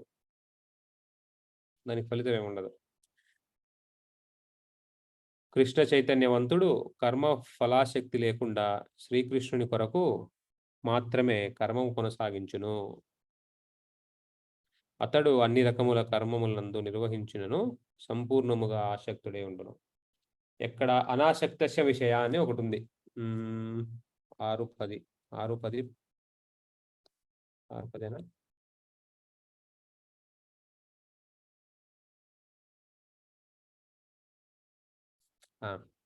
అనాసక్తస్య విషయాన్. ఇదంతా చదువుదాము. 6:10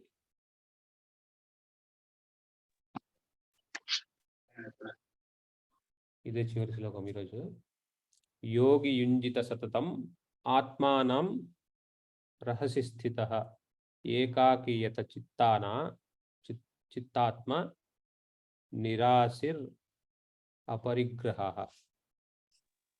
అనువాదం ఎవరో చదువుతారండి వేరే వాళ్ళు?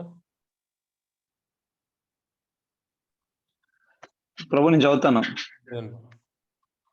యోగి అయిన వాడు తన దేహమును, మనస్సును, ఆత్మను సర్వదా పరతత్వముతో సంధాన పరచుట యందే నిమగ్నము చేయవలెను. అతడు ఏకాంత ప్రదేశము నందు ఒంటరిగా నివసించుచు సావధానముగా మనస్సును ఎల్లప్పుడూ నియంత్రింపవలెను.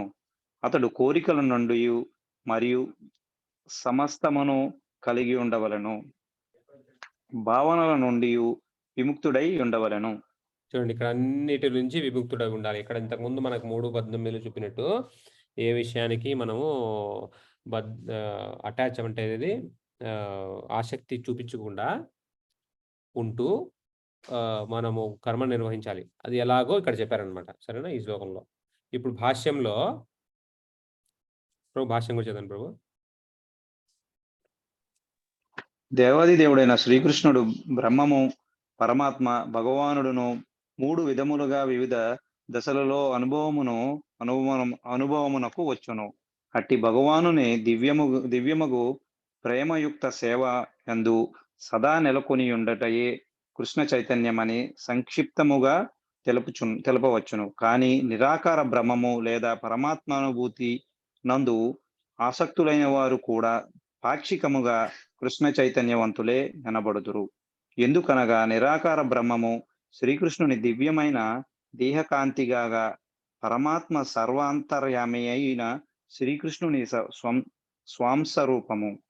ఈ విధముగా నిరాకారవాదులు మరియు ధ్యాన యోగులు కూడా పరోక్షముగా కృష్ణ చైతన్యవంతులే, కానీ ప్రత్యక్షముగా శ్రీ కృష్ణ చైతన్యమునందు నెలకొనిన వాడు బ్రహ్మముననేమో మరియు పరమాత్మ అననేమో సంపూర్ణముగా ఎరిగి ఉన్నందున అతడు సర్వోన్నత యోగి అనబడును.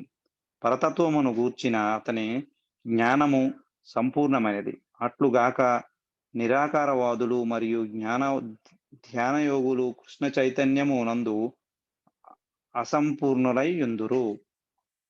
అయినను వీరందరూ శీఘ్రముగానో లేక ఆలస్యముగానో సర్వోన్నతమైన పరిపూర్ణత్వమును పొందుటకై తమ ప్రత్యేక సాధనలందు నిరంతరము శ్రద్ధతో నిమగ్నులై ఉండవలెనని ఇక్కడ బోధింపబడేది.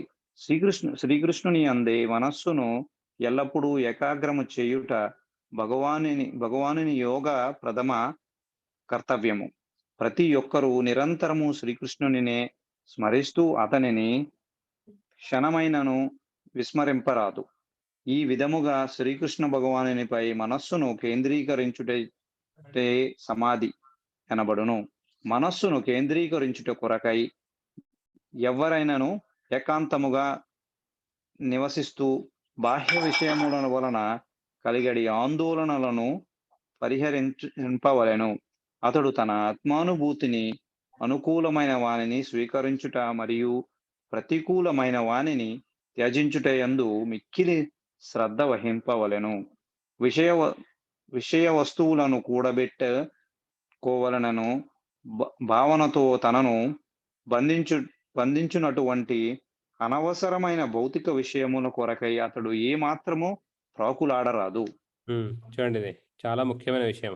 అతడు తన ఆత్మానుభూతి అనుకూలస్య సంకల్ప ప్రతికూలస్య వర్జితం. ఇది అనుకూలస్య సంకల్ప అంటే మనకి ఉపదేశామృతాలో ఉంది, ఇక్కడ ఉంది, మన తర్వాత చూద్దాము. అనుకూలస్య సంకల్ప ప్రతికూలస్య వర్జితం. మనకు అనుకూలమైనవన్నీ దేనికి అనుకూలము? కృష్ణ చైతన్యానికి అనుకూలమైనవన్నీ. మనము ఇందాక చూసినాం నిర్బంధ కృష్ణ సంబంధే. ఇప్పుడు వస్తుంది, నెక్స్ట్ వస్తుంది. ఏదైనా సరే మనము కృష్ణ సంబంధంగా ఉండే విషయాలు మాత్రమే మనకు అనుకూలమైనవి. దాని పట్ల మనకు ఆసక్తి చూపిస్తూ కృష్ణుని సంబంధించిన వాటివి కాకుండా ఏదైనా వేరే విషయాల పట్ల అనాసక్తి చూపించాలి. అదే ఇక్కడ చెప్పబడింది అనమాట. ప్రతికూలమైన వాణిని త్యజించుటయందే మిక్కిలి శ్రద్ధ వహింపవలెను. చాలా శ్రద్ధగా, చాలా జాగ్రత్తగా చేయాలి. ఇప్పుడు ఈ పని ఉంది, ఈ పని కృష్ణుడికి సంబంధించిందా కాదా? అవును అని వచ్చింది అనుకో, మీ ఆన్సర్ దాని మీద ఆసక్తి పెట్టుకోండి, దాన్ని బాగా శ్రద్ధతో చేయండి. ఈ పని కృష్ణుడికి సంబంధించింది కాదు, నా సొంత ఆనందానికి చేసుకుంటున్నాను, అయిపోయింది. అది ప్రతికూలమైనది, మీకు పురోగతికి ప్రతికూలమైనది. కాబట్టి దాన్ని వర్జించాలి. విషయ వస్తువులను కూడబెట్టుకొనవలన భావన తన యందు తనను బంధించునటువంటి అనవసరమైన భౌతిక విషయముల కొరకై అతడు ఏమాత్రం ప్రాకులాడకూడదు. ముఖ్యమైన విషయం. ఈ మనకు భౌతిక ప్రపంచానికి బంధించే ఏ విషయమైనా జాగ్రత్తగా మనము దాన్ని పాటించకుండా దూరంగా ఉండడం మంచిది అనమాట. ఒక పుల్ల మీద ఆసక్తి ఉన్నా కూడా చనిపోయే సమయానికి మనకు మళ్ళీ జన్మ తీసుకోవాల్సిందే, వేరే దారి లేదు, వేరే దారే లేదు. మనకి ఇందాక చూసినట్టు ఏ మాత్రం ఆసక్తి ఉండకుండా కేవలం భగవంతుడి మీద ఆసక్తితో శరీరం వదిలేస్తే మనకు మనకు ఏమంటారు దాన్ని, ఈ జీవితం సఫలమవుతుందన్నమాట. లేదంటే మానవ జీవితం విఫలమవుతుంది. మానవ జీవితం విఫలమైతే ఏ జన్మ వస్తుంది? జంతు జన్మ వస్తుంది. ఇప్పుడు అందుకే చెప్పేది, మనము బలంగా దృఢంగా ఉన్నప్పుడే మనము మన అభ్యాసం మొదలుపెట్టాలన్నమాట. అభ్యాస యోగయుక్తేన అంటే మన బుద్ధిని అభ్యాసంలో పెడితే అది చివరికి దాంట్లో నిలబడుతుంది. ఎవరైనా అంతే కదా! చిన్నప్పటి నుంచి ఏదైతే బాగా ప్రాక్టీస్ చేస్తారో, అభ్యాసం ఏదైతే చేస్తారో దాంట్లో బాగవుతారు వాళ్ళు. మీరు గొడవ పడడం అభ్యాసం చేస్తే చిన్నప్పటి నుంచి బాగా గొడవ పడతారు పెద్దగైనప్పుడు. మీరు తిట్టడం అభ్యాసం చేసే చిన్నప్పటి నుంచి బాగా తిడతారు పెద్దగైనప్పుడు. మీరు పాడడం అలవాటు చేసుకుంటే అభ్యాసం చేసి చిన్నప్పుడు బాగా పాడతారు పెద్దగైనప్పుడు. సో, ఈ విధంగా భక్తి చిన్నప్పటి నుంచి బాగా యుక్త వయస్సులో బాగా మనం అభ్యసిస్తే పెద్దగైనప్పుడు, ముసలోళ్ళైనప్పుడు బాగా భక్తి చేస్తామనమాట. అంతే. చాలా సింపుల్ ఇది. అందరూ చదివేదానికి స్కూల్‌కెళ్తారు కదా! చిన్నప్పటి నుంచి. ఇది అంతే. ఇది అవన్నీ చదివితే వస్తాయి. అవన్నీ కష్టపడితే వస్తాయి. అవన్నీ ఆహ్, ఒక సంస్థలో చేరి దాని కింద వాళ్ళు కొంతమంది టీచర్ల కింద ఉండి, కొంతమంది లెక్చరర్ల కింద ఉండి, ప్రాజెక్టులు చేసి, అవి చేసి, ఇవి చేసి, ఎగ్జాములు రాసి సాధించాలి ఆ జ్ఞానాన్ని. దేవుడికి సంబంధించిన జ్ఞానం, మన సొంత ఆత్మకు సంబంధించిన జ్ఞానానికి మాత్రం ముసలోళ్ళైనప్పుడు చూసుకుందాం అంటారు. ఇది ఈ ప్రపంచంలో ఉండే మూర్ఖత్వం. ఇప్పుడుండే మూర్ఖత్వం ఇది. ఈ కలియుగంలో ఉండే మూర్ఖత్వం. మిగతా వాటిలన్నిటికీ ఒక వ్యవస్థ, ఒక పద్ధతి. ఇవన్నీ పాటిస్తారు. కానీ కానీ ఆధ్యాత్మిక విషయానికొచ్చేసరికి మాత్రం ఇప్పుడే ఎందుకు ఇవన్నీ చిన్న వయసులో, ముసలోళ్ళైనప్పుడు చూసుకోవాలి ఇవన్నీ. ముందు ఎంజాయ్ చేయాలి, ఇవన్నీ అనుభవించాలి. తర్వాత ముసలోళ్ళైనప్పుడు చేయాలి. ఏం చేయలేరు ముసలోళ్ళైనప్పుడు. 16 రౌండ్లు కూడా చేయలేరు. సరే. మానవుడు ప్రత్యక్షముగా కృష్ణ చైతన్య చదవండి. చదవండి. లాస్ట్ పేరా చదవండి. మానవుడు ప్రత్యక్షముగా కృష్ణ చెప్పుడు ప్రభు ఫైండ్ ది క్లోజ్ చేశాను ప్రభు. ఓకే. సరిపోతుంది. నెలకొనినప్పుడు ఈ యోగ పరిపూర్ణత్వము నియమములను అప్రయత్నముగానే చక్కగా నిర్వహింపబడును. ఎందుకనగా ప్రత్యక్ష కృష్ణ చైతన్యము అనగా ఆత్మ సమర్పణమని భావము. అందులో నాది అను భౌతిక భావనకు ఏమాత్రము అవకాశం ఉండదు. కనుకనే శ్రీల రూపగోస్వామి కృష్ణ చైతన్యపు లక్షణములను ఈ క్రింది విధముగా భక్తి రసామృత సింధువు 1-2-255, 256 వివరిస్తున్నారు. అనాసక్తస్య విషయాన్ యథార్థం ఉపయుంజతః నిర్బంధ కృష్ణ సంబంధే యుక్త వైరాగ్యం ఉచ్యతే. చూడండి, యుక్త వైరాగ్యం చాలా చాలా చాలా ముఖ్యమైన సిద్ధాంతం ఇది. కృష్ణ చైతన్యంలో వైరాగ్యం ఉండాలి, కానీ యుక్త వైరాగ్యం కింద వివరిస్తారనమాట. ప్రాపంచికతయా బుద్ధ్యా హరిసంబంధి వస్తునః ముముక్షుభిః పరిత్యాగో వైరాగ్యం పలుగు కథ్యతే. ప్రభు చదవండి ప్రభు. ఆ మానవుడు సర్వమును తానే కలిగి ఉండవలనను భావనకు స్వామిత్వమునకు అతీతుడైనట్టువాడు. అట్లుగాక శ్రీకృష్ణుడితో వాటికి కల సంబంధమును ఎరుగుకుండా సర్వమును త్యజించువాడు వైరాగ్యమునందు పరిపూర్ణత్వము పొందినవాడు కాజాలడు. కృష్ణ చైతన్యవంతుడు. ఇక్కడ ఏం చెప్తున్నానంటే త్యాగం కూడా గుడ్డిగా చేయకూడదు. అర్థమైందా? చాలా చాలా సింపుల్ ఇది. అసలు యుక్త వైరాగ్యం అంటేనే వైరాగ్యం ఉండాలి, కానీ యుక్త బుద్ధి వాడాలి. ఇప్పుడు నాకు డబ్బులు అవసరం లేదు అని నేను అన్నాను అనుకోండి, ఎవరైనా వచ్చి ఒక 1,00,000 రూపాయలు ఇస్తాను మీ గుడి కోసం వాడను అన్నాను అనుకోండి, నేను నాకు డబ్బులు అవసరం లేదని చెప్పి పంపించేసాను అనుకోండి, అది మూర్ఖత్వం అవుతుంది. వాళ్ళు వచ్చి గుడికి వాడమని ఇస్తే మనము నాకు డబ్బులు అవసరం లేదు అన్నాం అనుకోండి, అది మూర్ఖత్వం, యుక్త వైరాగ్యం కాదు. ఇప్పుడు నా దగ్గర ఒక వస్తువు ఉంది, నాకు సంబంధం లేదు, నేను నాకు వద్దు ఇవన్నీ, అసలు ఇవన్నీ త్యజించాలని నేను త్యజించేసాను అనుకోండి, ఏం యూజ్ ఉంది? యూజ్ లేదు. కాబట్టి యుక్త వైరాగ్యం ఉండాలి. అందుకే చైతన్య మహాప్రభు ఏం చేశారు? గృహస్థాశ్రమంలో కూడా ఉండి మనం ఎలా కృష్ణ చైతన్యంలో ఉండాలి, ఎలా పైకెక్కాలి, ఎలా అభ్యాసం చేయాలి, ఎలా పిల్లల్ని కృష్ణ చైతన్యంలో పెంచాలి అనేది వివరంగా చెప్పారనమాట. ప్రతి యార దేఖో తారే కహో కృష్ణ ఉపదేశం. అంటే ఎక్కడ పడితే అక్కడ మనము కృష్ణుడి గురించి చెప్పాలి, కృష్ణ చైతన్యాన్ని వ్యాపింపజేయాలన్నమాట. ఎవరినైనా ఇప్పుడు భారతదేశంలో కృష్ణుడు అంటే అందరికీ తెలుసు, కానీ పాటించరు. కాబట్టి మనం వాళ్ళకు సాయం చేయాలన్నమాట. ఇవన్నీ చదవండి లాస్ట్ సెంటెన్స్. కృష్ణ చైతన్యవంతుడు సర్వము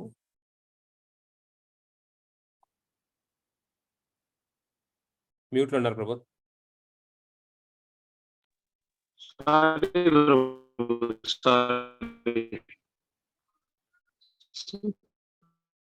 కృష్ణ ప్రభు సిగ్నల్ సరిగ్గా లేదు, ఉండండి నేను చెబుతాను.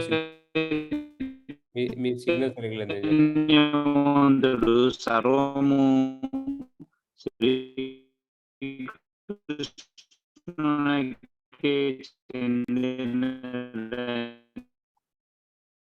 ఉండండి ప్రభు, మీ సౌండ్ సరిగ్గా లేదు, నేను చెబుతాను. కృష్ణ చైతన్యవంతుడు సర్వము శ్రీకృష్ణునికే చెందినదని చేత నాది అను భావన నుండి విముక్తుడగును.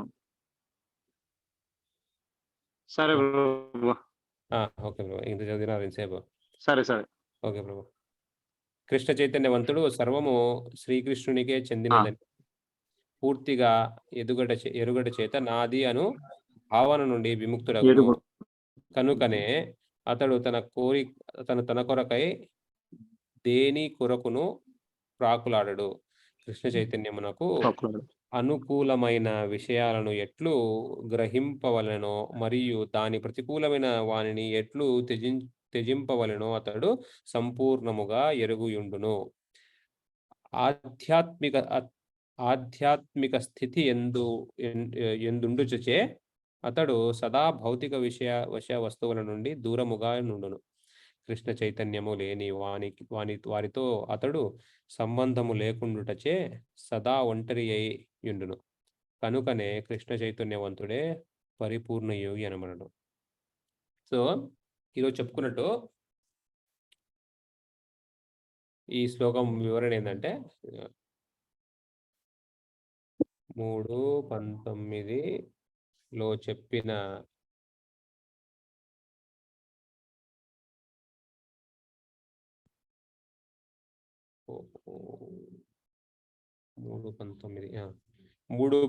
లో అందుచే మానవుడు కర్మఫలం ఈ మానవుడు పరమ సత్యమును పొందగలడు.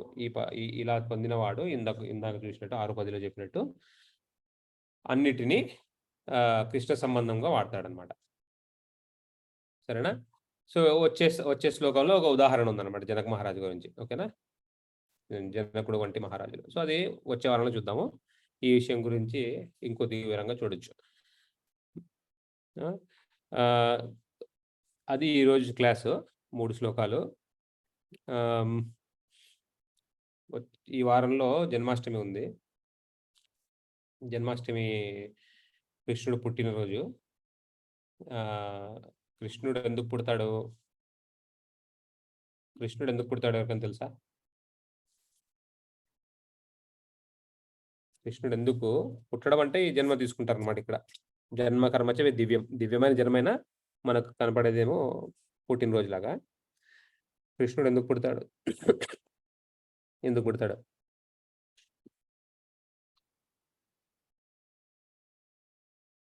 ఎందుకు?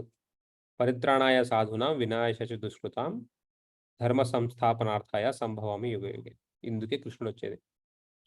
సాధువులను రక్షించుట కొరకును, దుర్మార్గులను నశింపజేయుటకును మరియు ధర్మమును పునఃస్థాపించుట కొరకును ప్రతి యుగమునందు నేనే స్వయముగా అవతరించుచుందును. సో ఆ విధంగా కృష్ణుడు ధర్మ సంస్థాపనార్థాయ దుష్ట శిక్షణ శిష్ట రక్షణ అంతేగా. సో ఇవి చేయడానికి కృష్ణుడు వస్తారనమాట. అలాంటి జన్మాష్టమి రాబోతుంది ఈ వారంలో. కాబట్టి అందరూ ఉపవాసం ఉండగలిగిన వాళ్ళు ఉపవాసం ఉండి, నాకు తెలిసి మీ అందరికి తెలుసు, కొత్త వాళ్ళు ఎవరూ లేరు ఇక్కడ. కాబట్టి అందరూ జన్మాష్టమిని బాగా పాటించి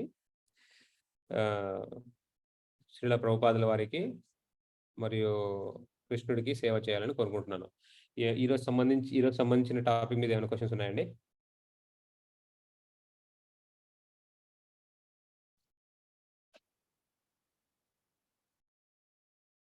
మాతాజీ. హరే కృష్ణ ప్రభుజీ. ఇప్పుడు మీరు డిస్ప్లే చేస్తున్న శ్లోకంలో నేనే స్వయముగా అవతరించుచుందును అని ఉంది కదా ప్రభుజీ. సో కృష్ణ స్వయముగా అంటే స్వయం ఫామ్ అంటే కృష్ణ ఫామే కదా. మీన్ అదర్ యుగాస్ లో రామా ఫామ్ అది కూడా స్వయమే అవుతుందా ప్రభుజీ? స్వయమే అవుతుంది, మధ్య తేడా ఉండదు. ఇప్పుడు తేడా ఎలాగుంటుందంటే, తేడా ఇప్పుడు 1000 క్యాండిల్ ఉన్నాయనుకోండి, ఆల్రెడీ వెలుగుతున్న క్యాండిల్ తీసుకొని అన్ని వెలిగించామనుకోండి, ఇప్పుడు ఒరిజినల్ క్యాండిల్ మీకు అర్థం కాదు. విష్ణు అవతారాలు అలాగ ఉంటాయి. కాబట్టి ఒక అవతారానికి వేరే అవతారానికి వ్యత్యాసం ఉండదు. సో రాముడు కూడా కృష్ణుడే. రాముడు కూడా జన్మ కర్మచమే దివ్యమే. 4:9లో నెక్స్ట్ శ్లోకమే కదా. నెక్స్ట్ శ్లోకమే చూడండి, జన్మ కర్మచమే దివ్యం. 4:6 చూడండి, మళ్ళీ మీకు తెలుస్తుంది. 4:6 కూడా అజోపి సన్నవ్యయాత్మ భూతానాం ఈశ్వరోపిసన్. పుట్టుకలేని వాడైనను నా దివ్య దేహమెన్నడును నశింపనిదైనను సకల జీవులకు ఈశ్వరుడైన. చూడండి ఏంది ఇక్కడ చెప్పింది, నా దివ్య దేహము నెన్నడును నశింపదు అనమాట. దివ్య దేహం అది, మనలాగా భౌతిక దేహం కాదు. సో కృష్ణుడు ఒరిజినల్గా వస్తారు మాది. సో రాముడు కృష్ణుడు ఇప్పుడు మనం టెంపుల్లో కూడా చైతన్య మహాప్రభు, నిత్యానంద ప్రభు, ఇంకా రాధాకృష్ణ, రాధా మదన్ మోహన్, బలభద్ర, సుభద్ర అన్ని కృష్ణుడే అయినప్పుడు మనం సపరేట్ గా ఎందుకు పూజించాలి ప్రభుజీ? భావం మాతది అంతే. ఇప్పుడు కృష్ణుడు ఎందుకు వచ్చాడో అదే రీజన్ వల్ల పూజిస్తాం మనం. ఇప్పుడు కృష్ణుడుగా ఎందుకు వచ్చాడు, అదొక రీజన్. కృష్ణుడు చైతన్య మహాప్రభుగా ఎందుకు వచ్చారు, భావం. ఈ రూపంలో ఉండే భావం ఆ రూపంలో లేదు. సో ఇప్పుడు భక్తి ఎలా చేయాలి, రాధారాణి ఏ విధంగా భక్తితో ఉంటుంది అనే విషయం మనకు తెలియదుగా. కృష్ణుడు అనుభవించి ఆ అవతారంలో వచ్చి మనకు చూపించాడు అనమాట. సో మనం ఎలాగుండాలి, మనం ఎలాంటి భావాలు డెవలప్ చేసుకోవాలనేది మనం చైతన్య మహాప్రభు నుంచి నేర్చుకోవాలి. కాబట్టి ఇప్పుడు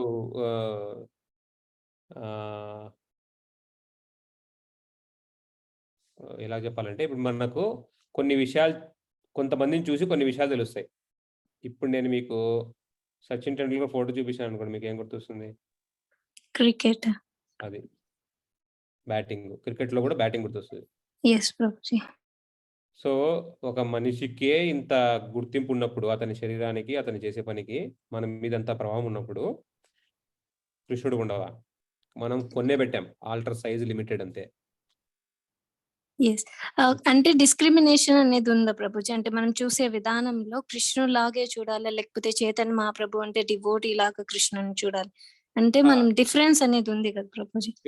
డిఫరెన్స్ ఉంది మాతాజీ. ఇప్పుడు ఒక సన్నివేశం ఏమైందంటే, మీరు గమనిస్తే ఒక స్టోరీ ఉంది.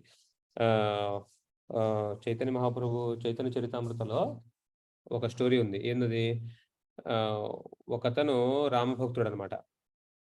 చైతన్య మహాప్రభు ఏం చెప్తారంటే, నువ్వు రాముడిని కొలుస్తున్నావు, కృష్ణుని కొలువు అసలు అని చెప్పేసి ఆయనకి ఎన్నిసార్లు ఆయన మొహం మీద చెప్పలేడు, నేను రాముడిని కొలుస్తాను చెప్పలేడు. లేదు నేను సరే ట్రై చేద్దాం, కొన్ని రోజులు ఆ టైం నాకు అది అట్లా కొన్ని రోజులు పోస్ట్పోన్ చేస్తాడు. తర్వాత ఒకసారి కత్తి చేతికిస్తాడు. చేతికిచ్చి నన్ను చంపేయండి, నేను చేయలేను, రాముడి తప్ప వేరే వాళ్ళని కొలవలేను అంటాడు. మీకు స్టోరీ తెలిసే ఉంటుంది, ఇప్పుడు ప్రెసిడెంట్ మన సుందరబాబు గారు చెప్తూనే ఉంటారు. సో ఇదేంటంటే కొంతమంది విడలేరు, కొంతమంది కొన్ని మేబీ వాళ్ళు అది స్పిరిచువల్ వరల్డ్ అంటే ఇది ఆధ్యాత్మిక ప్రపంచంలో అయోధ్య నుంచి వచ్చారేమో, అయిండొచ్చు. ఆధ్యాత్మిక ప్రపంచంలో వైకుంఠాలు ఉన్నాయి, అన్నీ ఉన్నాయి, ఎక్కడి నుంచైనా వచ్చినచ్చు కదా మనం. కాబట్టి అదే భావం మనకు ఉండిపోతుంది. భావం ఇంపార్టెంట్ ఎప్పుడైనా. కాబట్టి మనం ఏ భావంతో వచ్చామో ఆ భావం. హనుమాన్ ఉన్నాడు, హనుమంతుడు కూడా కృష్ణుని కలిశారు. హనుమంతుడు కృష్ణుడిని చూసి ఎస్ ఆయన రాముడు ఆయనే అని చెప్పి ఆయనకు అర్థమైంది. సరే అప్పుడు కృష్ణుడిని చేయలేదు జపమైన, మళ్ళీ రామనామమే. ఆ విధంగా ఒక్కొక్క అవతారానికి మనం ఏదైతే మనకి అటాచ్ అవుతుందో దాన్ని మనం చేసుకోవచ్చు. కొంతమంది నరసింహస్వామికి ఎక్కువ అటాచ్మెంట్ ఉంటుంది, అది ఓకే, Yes, Prabhuji. అదేం ప్రాబ్లం లేదు. అన్ని ఏది చేసినా ఒకటే ఫలితం. మనం చనిపోయేటప్పుడు నరసింహస్వామిని గుర్తించుకున్నా, కృష్ణుని తెలుసుకున్నా మన నిజస్థితి పొందుతాం. మన నిద్రలేస్తాం. బేసిక్గా ఏంటంటే మనల్ని ఎవరు నిద్ర లేపినా, మనం నిద్ర లేయాలనుకుంటే ఏ విధంగా నిద్ర లేసినా మనం లేసేది నిద్ర లేసి మనం స్పృహలోకి వస్తాం అనమాట. ఏ విధంగా లేసామనేది సంబంధం లేదు. సో ఏ అవతారాన్ని మనం కొలిచినా పర్వాలేదు. ఎస్ ప్రభుజీ. ఇంకొకటి ఏంటంటే మీరు చెప్పారు అదే మనం చనిపోయేటప్పుడు ఎవరినైతే తలుచుకుంటాం ఎక్కువ, లైక్ భరత మహారాజు ఆ డియర్‌తో అటాచ్ అయిపోయి దాన్నే తలుచుకొని ఉంటా. సో అలాగా మనం ఇప్పుడు ఫర్ ఎగ్జాంపుల్ ఒక స్నేక్, ఒక పాము వస్తుంది, భయము ఉంటుంది. ఇంకా మనం కృష్ణుడినే తలుచుకోవాలి అని అది గుర్తొచ్చినప్పుడు కృష్ణుడిని తలుచుకుంటాం. అంటే కృష్ణుడిని తలుచుకోవడం కంటే దాన్ని చూసిన భయం ఎక్కువ ఉన్నప్పుడు అప్పుడు కూడా మనం నెక్స్ట్ జన్మలో ఇంకా అలాగే ఆ భయంతోనే ఉంటామా ప్రభుజీ? ఐ మీన్ అలాగా స్నేక్ లాగా అయిపోతామా? మీరు స్నేక్ గురించి భయపడితే స్నేక్ లాగా అవుతారు. కానీ మీకు అది ఒకటి గుర్తుపెట్టుకోండి, కృష్ణుడిని గుర్తుపెట్టుకునేంత స్థితిలో ఉంటే మీరు పాము గురించి భయపడరు. ఓకే. అంటే 2 అంటే కృష్ణుని గుర్తు పెట్టుకోవాలి అనేది కూడా వస్తుంది. కాకపోతే దానికంటే భయం అనేది వచ్చిందనుకోండి మీకు, ఆ స్థితిలో మీరు ఉన్నారనుకోండి, పాము కాదు కదా సింహం వచ్చినా మీకు అది అట్లా కృష్ణుడు గుర్తు రావడం అనేది అతిపెద్ద విషయం అది. సో మీకు కృష్ణుడు గుర్తు వస్తున్నాడు అంటే ఏంటంటే ఆ టైంకి మీరు శరీరం అసలు లెక్క చేయరు అనమాట. శరీరం అంటే ఉండదు, బ్రాహ్మీభూత స్థితి అది. 11:58 11:54 11:54 చూద్దాం ఫస్ట్. 11:55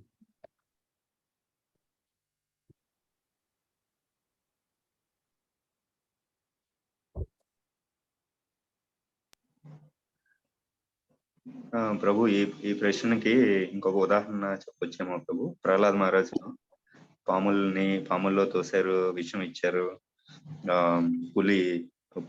పులుల చేత, ఎలిఫెంట్ చేత అన్ని రకాల శిక్షలు విధించారు, అయినా సరే భయపడలేదు. సో ఇది ఉదాహరణ చెప్పొచ్చాము మాతాజీ ప్రశ్న అట్లా. సో భయం ఉండదు, కృష్ణుడు కొలిచేంత ఇది ఉన్నప్పుడు మనకి భయం ఉండదు అనమాట. అది 18:54. బ్రహ్మభూత ప్రసన్నాత్మ నశోచతి నా కాంక్షతి సమః సర్వేషు భూతేషు మద్భక్తం లభతే పరాం. అంటే మీరు బ్రహ్మభూత స్థితిలో ఉంటేనే మీకు కృష్ణుడు గుర్తొస్తాడు ఒకటి. ఈ విధంగా బ్రహ్మభూత స్థితి యందు ప్రతిష్ఠుడై ఉన్నవాడు శీఘ్రమే పరబ్రహ్మానుభూతిని పొంది ప్రసన్నాత్ముడగును ఒకటి. అప్పుడు కృష్ణుడు గుర్తొస్తాడు మనకి. అతడెన్నడును దేని కొరకు శోకింపడు, పాము వచ్చినా శోకింపడు, దేనిని వాంఛింపడు. అంటే మీకు భయం వేసేది ఎప్పుడు తెలుసా మాతాజీ? మీకు శరీరం మీద మమకారం ఉన్నప్పుడే భయం వేస్తుంది.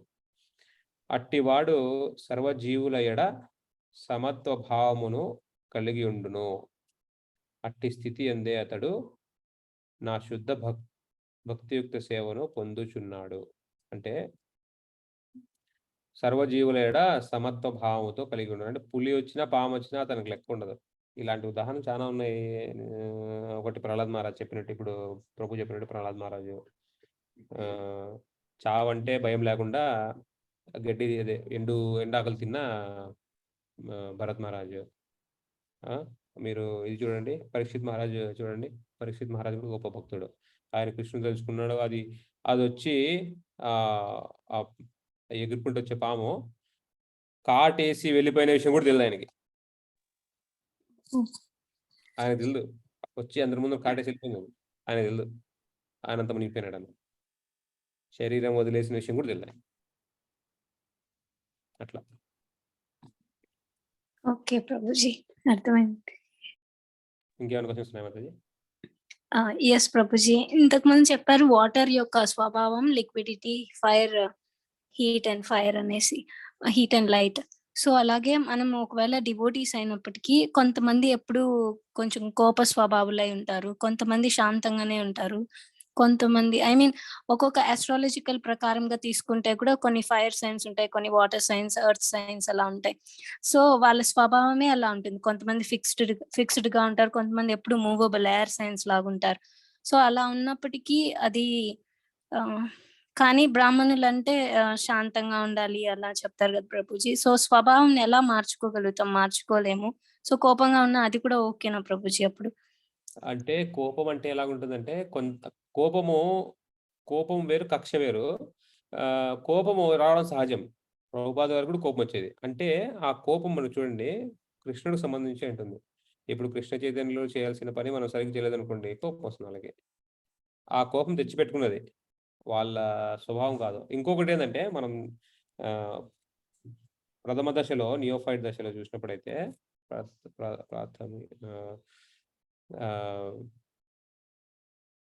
స్టార్టింగ్ స్టేజ్లో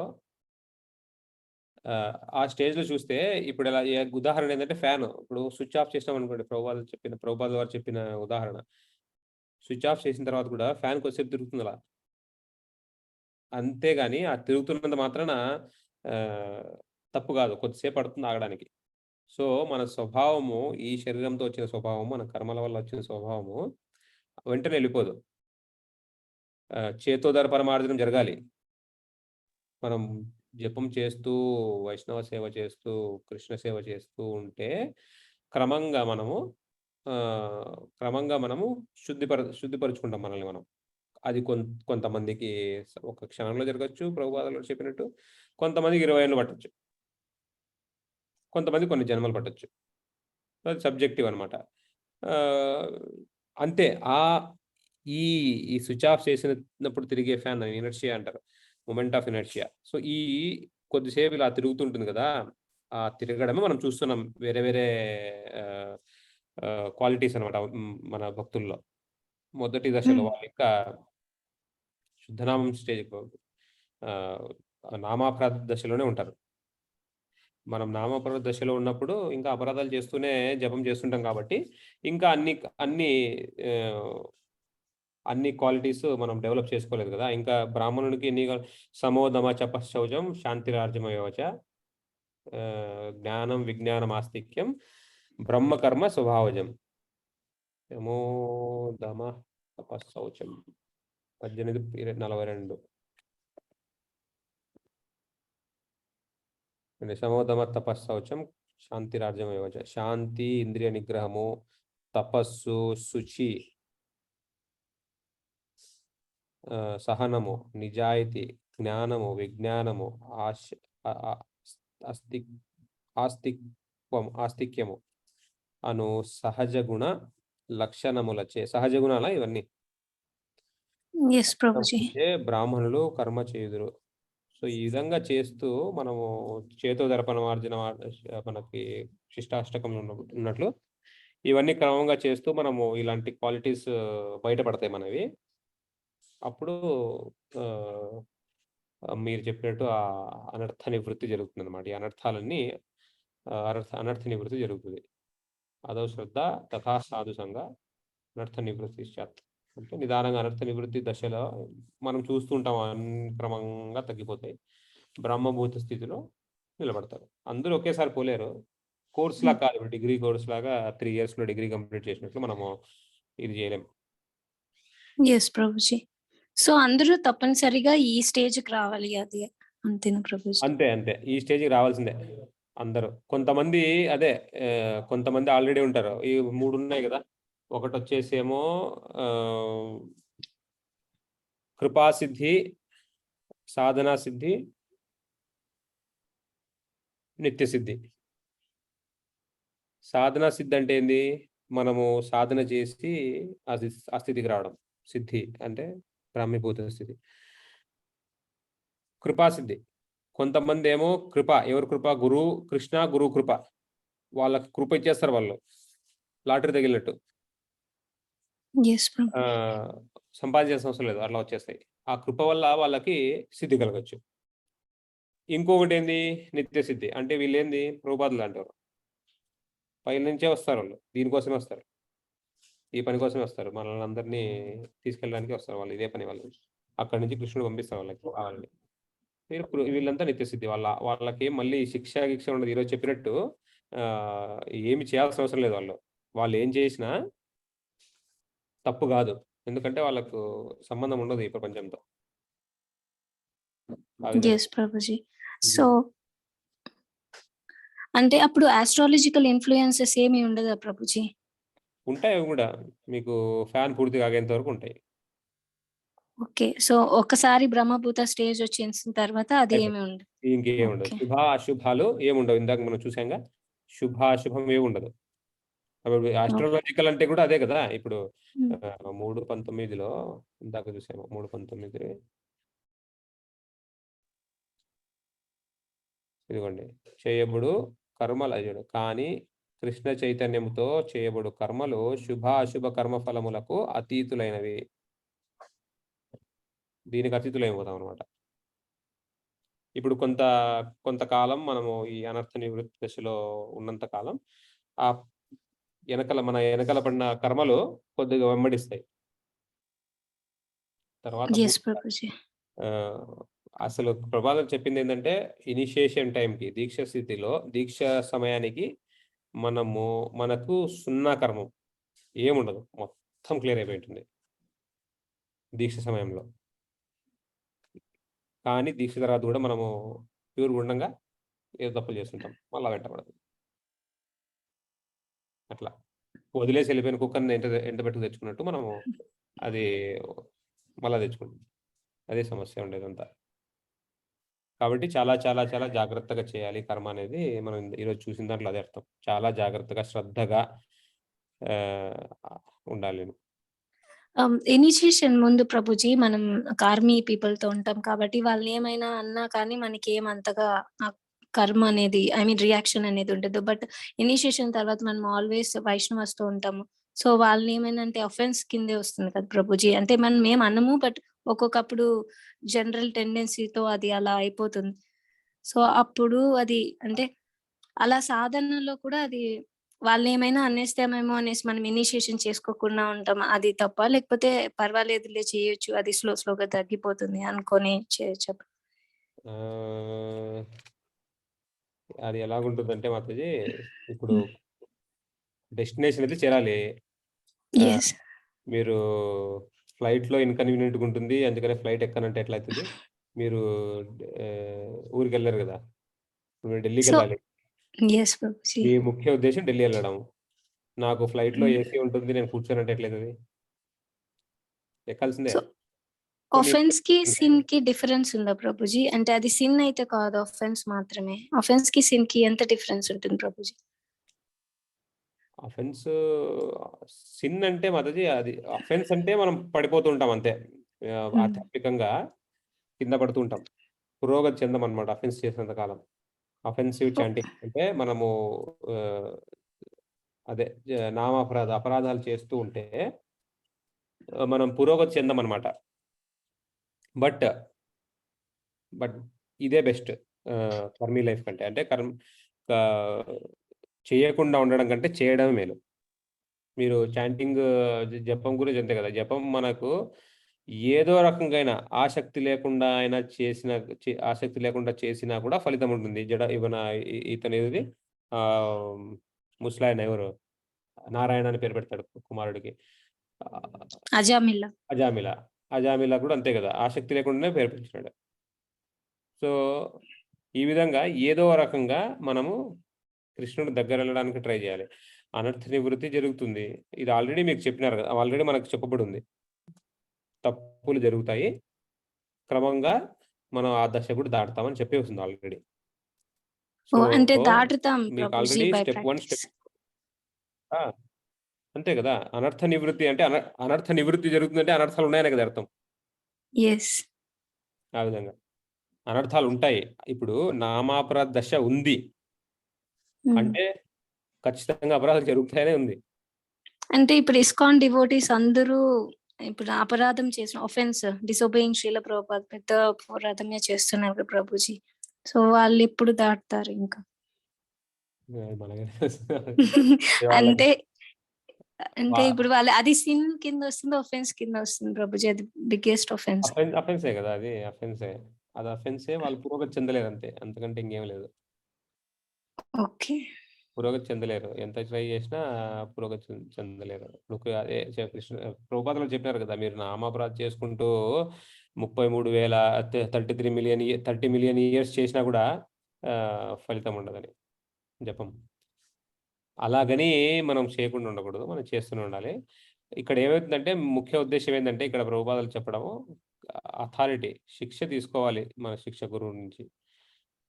సాధు, శాస్త్ర, గురు, ఈ 3 ఎప్పుడు మనము రెఫర్ చేస్తూ ఉండాలి. ఇప్పుడు మనం పైకి వెళ్తుంటాం. 2 పట్టుకొని ఒకటి వదిలేయకూడదు. ఓకే ప్రభుజీ.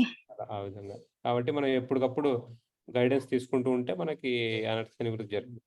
అందుకే చుట్టుపక్కల మనకి డివోటీస్ అసోసియేషన్ ఉండి మనం ఎప్పుడు మాట్లాడుతూ ఉంటే డివోటీస్తో ఏదో విధంగా అసోసియేషన్ ఉంటే మనకు ఒక కరెక్ట్గా దారిలో వెళ్తుంటాం. లేదా అసోసియేషన్ తప్పైంది అనుకోండి, దారి తప్పుతుంది. సమస్య ఏంటంటే మనకు తెలియదు. అది సమస్య ఏంటంటే మనం అసోసియేషన్ వదిలేసినా ఏముందిలే, అసోసియేషన్ వదిలేసినా మనం కంటిన్యూ చేసి, నాకు తెలుసు కదా, ఇప్పుడు 4 రూల్స్ మనకు తెలుసు, 4 రెగ్యులేషన్స్ మనకు తెలుసు. ప్రసాదం తినాలి, తర్వాత 16 రోజులు జపం చేయాలి, ఇది మనకు తెలుసు ఆల్రెడీ. ఇంకా నాకు అసోసియేషన్ ఎందుకు అన్నాం అనుకోండి, మనకు తెలియకుండానే పడిపోతుంటాం అనమాట. నిదానంగా 16 రౌండ్లు 4 రౌండ్లు అయితే ఆ విధంగా అనమాట. మనకి ఒకవేళ చేసిన రౌండ్లో క్వాలిటీ ఉండదు అనమాట మనం చేసే జపంలో. అట్లా. Thank you so much Prabhuji. ఇంకా వేరే వాళ్ళకి ఏమైనా క్వశ్చన్స్ ఉన్నాయండి? సరే, ఏం లేకపోతే ఇంతటితో ముగిస్తాము. గ్రంథరాజ్ శ్రీమద్ భగవద్గీతకి జై, పాదకి జై, ప్రేమానందే. హరి హరి బోల్. హరి హరి బోల్. హరే కృష్ణ ప్రభు. హరే కృష్ణ ప్రభు. థ్యాంక్ యూ ప్రభు. హరే కృష్ణ. థ్యాంక్ యూ ప్రభుజీ. హరే కృష్ణ.